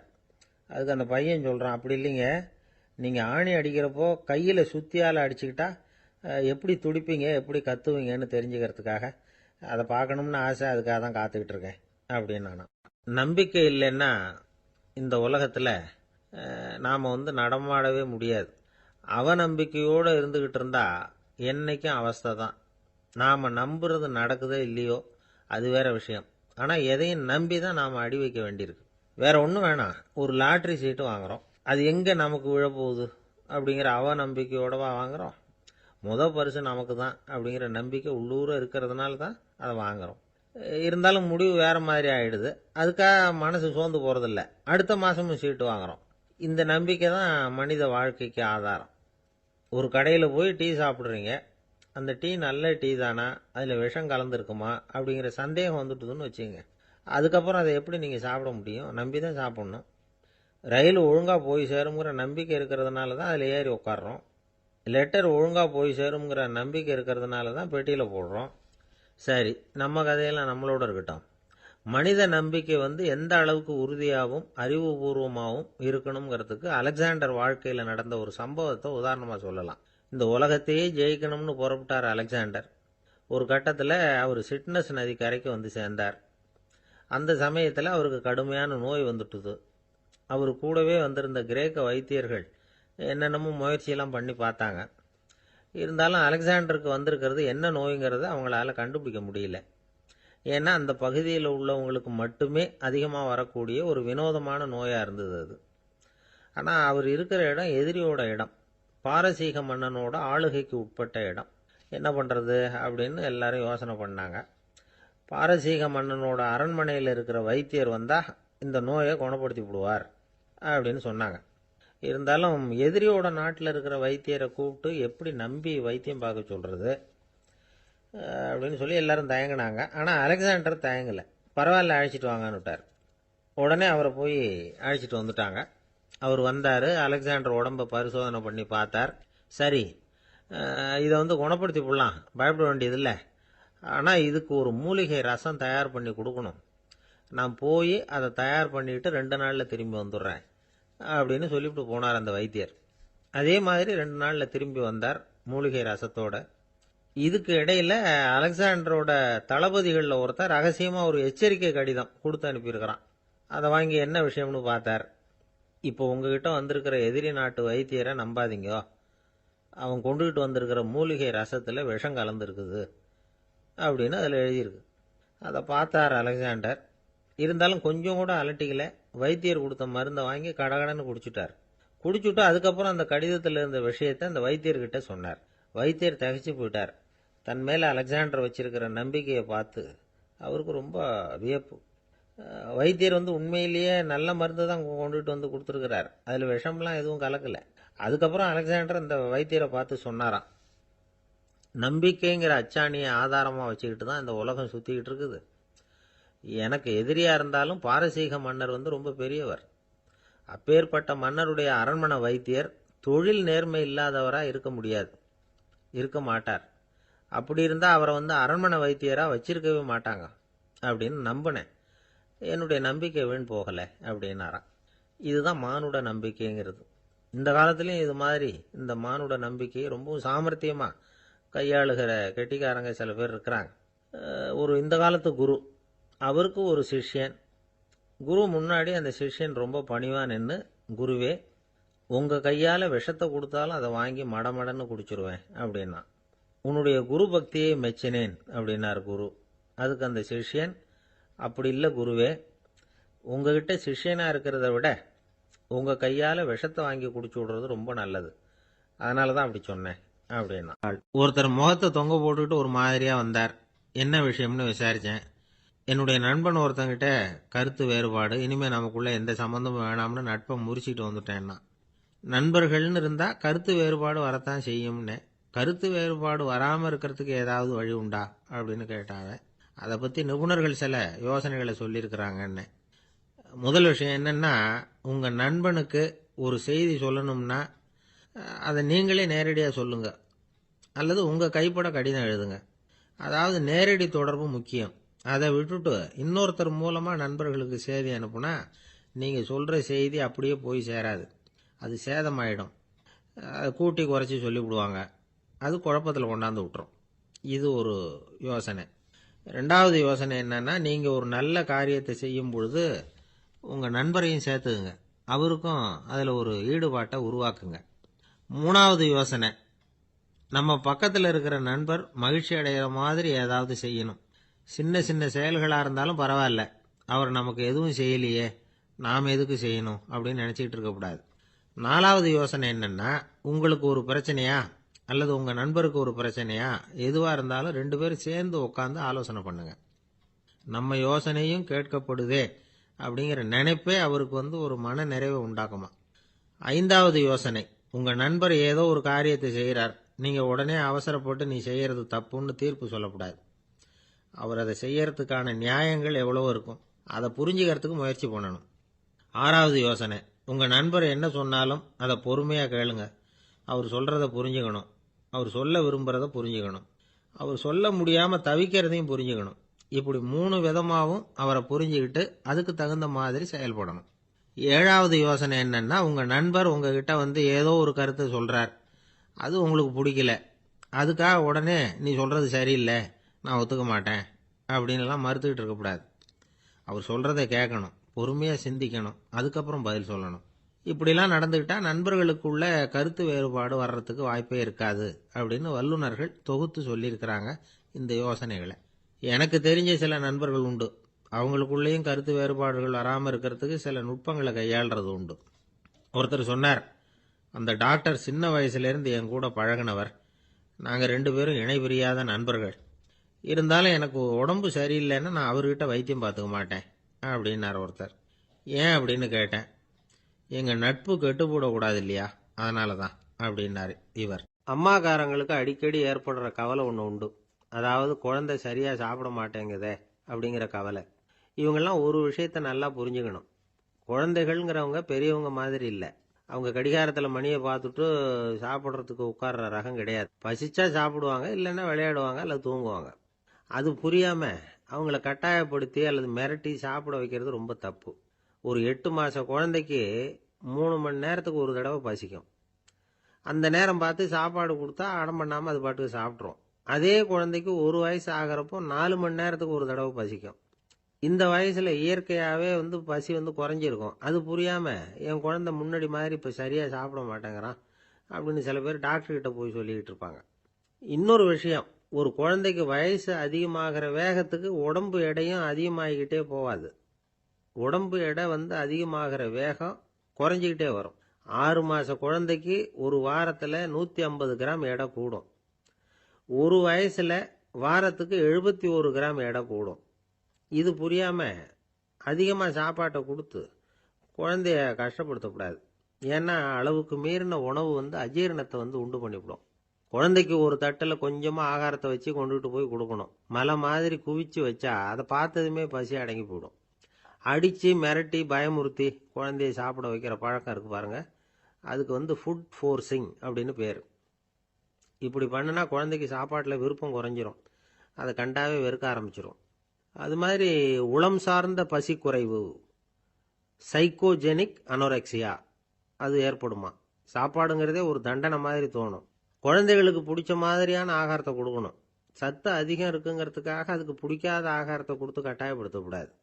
குழந்தைகளுக்கு 2 வயசு ஆகிறப்போ இயற்கையாகவே எதிர்மறை குணம் உண்டாகும். அதாவது அந்த எதிர்மறையாக பேசுறது. இது மாதிரி சமயங்களில் நாம் என்ன சொல்கிறோமோ அதுக்கு நேர்மாறாக நடந்துக்கும். ஏட்டிக்கு போட்டி. சாப்பிட சொன்னால் விளையாட போவோம், விளையாட சொன்னால் சாப்பாடு கேட்கும். இதை புரிஞ்சுக்கிட்டு நடந்துக்கணும். குழந்தை சொன்ன பேச்சை கேட்கலேன்னு கோவப்படக்கூடாது. குழந்தை வளர வளர பிடிவாத குணம் வர்றது சகஜம். கேட்டதை வாங்கி கொடுத்தாதான் சாப்பிடுவேன் அப்படின்னு பிடிவாதம் பண்ணும். வாங்கி கொடுத்து விடுறது தான் உத்தமம். நீங்களும் அதுகிட்ட பிடிவாதம் பண்ணிட்டு இருக்கக்கூடாது. ஏன்னா கேட்டது கிடைக்கலையேங்கிற ஏமாற்றம் கூட குழந்தையோட பசியை குறைச்சிரும். கேட்டது கிடைச்சுட்டா பசி அதிகமாகும். கொடுத்ததை மலமலன்னு சாப்பிட்றோம்.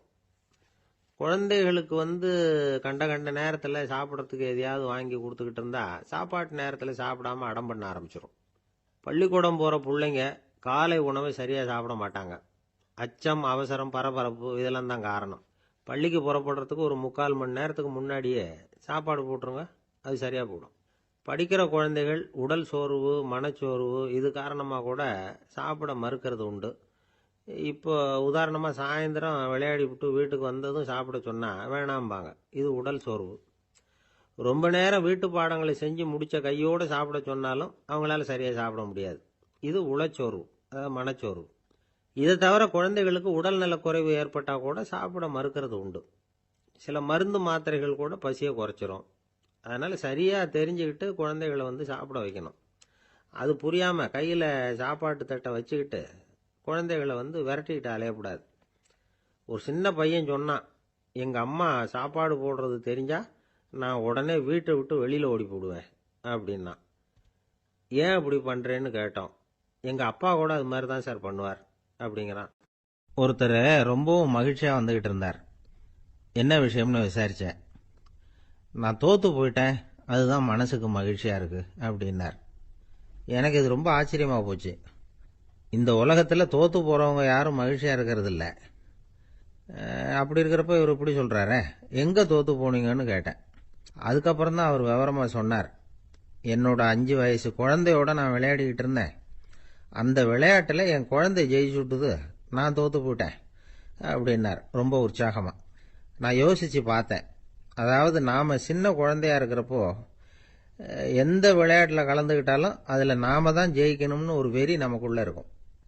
நம்மளை எதிர்த்து விளையாடுறவர் நல்லவரா கெட்டவரா, பெரியவரா சின்னவரா அப்படிங்கிறதெல்லாம் முக்கியம் கிடையாது. அவர் தோத்து போகணும், நாம ஜெயிக்கணும், அதுதான் முக்கியம். எதிரியை சந்தோஷப்படுத்த விளையாடுகிற கலை அப்ப நமக்கு தெரியறதில்ல. வாழ்க்கையில ஒரு பக்குவம் வந்ததுக்கு அப்புறம் வெற்றி பெறணுங்கிற மன அழுத்தம் போயிடுது. போட்டியில ஜெயிக்கணுங்கிறத விட குழந்தைய சந்தோஷப்படுத்தணுங்கிறது முக்கியமா போச்சு. ஜெயிக்கணுங்கிற வெறி ஓடி போட்டுது. ஒரு குழந்தையா இருந்தப்போ நம்ம வளர்ச்சிக்கு உதவிய வெறி பெரியவனானதுக்கு பிறகு நமக்கு எதிரியா மாறுது. அதை சரியான சமயத்துல நாம புரிஞ்சுக்கிட்டோம்னா போதும், நாம பொழைச்சிக்கலாம். ஒவ்வொரு மனுஷனுமே வாழ்க்கையோட அடுத்த கட்ட வளர்ச்சியில அடி எடுத்து வைக்கிற நேரத்துல தன்கிட்ட இருந்து ஏதோ ஒரு குணத்தை அல்லது தன் குணம் இருந்த ஏதோ ஒரு உறவை நாம இழக்கத்தான் வேண்டி இருக்குது. ஒரு கட்டம் வரைக்கும் உதவியா இருந்த குணம் அடுத்த கட்டத்துக்கு தடையா கூட மாறிடலாம். இந்த பரிமாண மாற்றத்துக்கு உள்ளாகிற ஒவ்வொருத்தரும் பிரத்யட்சமா இதை உணர்றாங்க. ஆனா பல பேர் எப்படின்னா பழச திறந்துட்டு புதிய கொள்கைகளை உருவாக்கிக்கிறதுக்கு இஷ்டம் இல்லாம இருந்துடுறாங்க, அல்லது அப்படி செய்ய முடியாம தவிக்கிறாங்க. இதையெல்லாம் மீறி அந்த பழச திறந்துட்டா அதை இழந்ததால உண்டாகிற மன அழுத்தம் சில காலத்துக்கு வருத்திக்கிட்டு தான் இருக்கும், வேற வழி இல்லை. ஆரோக்கியமான ஒரு முன்னேற்றத்துக்காக அந்த மன அழுத்தத்தை தாங்கிக்கத்தான் வேணும் அப்படிங்கிறாரு அந்த உலக புகழ்பெற்ற மேதை ஒருத்தர், இந்த ஸ்காட் பெக் அப்படிங்கிறவர். பிறந்த நாள் முதல் இதுதான் சரி அப்படின்னு கற்பிக்கப்பட்டு வந்த ஒவ்வொரு தத்துவத்தையும் தங்களுடைய வளர்ச்சிக்கு தகுந்த மாதிரி மாற்றி அர்த்தப்படுத்தி கொள்ள முடியாமல் வாழ்க்கை சூழல்ல அப்படியே அரைப்பட்டு தூளாகிறவர்கள் தான் ரொம்ப தவிக்கிறாங்களாம். இதுதான் அவருடைய கருத்து. பெரும்பாலும் மனிதர்களுடைய நடுத்தர வயசுல, அதாவது 30 தாண்டுகிற சமயத்துல தான் இந்த தவிப்பு உண்டாவதுதான். இதுதான் மேற்கத்திய நாடுகள்ல அடிக்கடி மிட் லைஃப் கிரைசிஸ் அப்படின்னு சொல்றாங்க. அப்பப்போ பழசையெல்லாம் தொலைச்சு விட்டு புதுசா பிறக்கிறதுக்கு கத்துக்கணும். ஒவ்வொரு நிமிஷத்தையும் அந்த நிமிஷத்துக்கு ஏற்ற சித்தாந்தம் கொண்டவர்களாக சந்திப்போம் அப்படிங்கிறார் அந்த உளவியல் நிபுணர். இப்படி பழகிக்கிட்டா வாழ்க்கை இன்பமயம், இல்லைன்னா தவிப்பு மயம்தான். பழச தொலைக்க முடியாதவர்கள்ல எத்தனையோ பேர் உண்டு, எத்தனையோ ரகம் உண்டு. அதுல வேடிக்கையான நண்பர்களும் உண்டு. ஒருத்தர் நண்பர் வீட்டுக்கு போனார். அவரு ஏதோ இனிப்பு பலகாரம் கொடுத்து சாப்பிட சொல்லியிருக்கிறாங்க அவங்க வீட்டுல. இவர் சாப்பிட்டு பார்த்துட்டு சொன்னாராம்,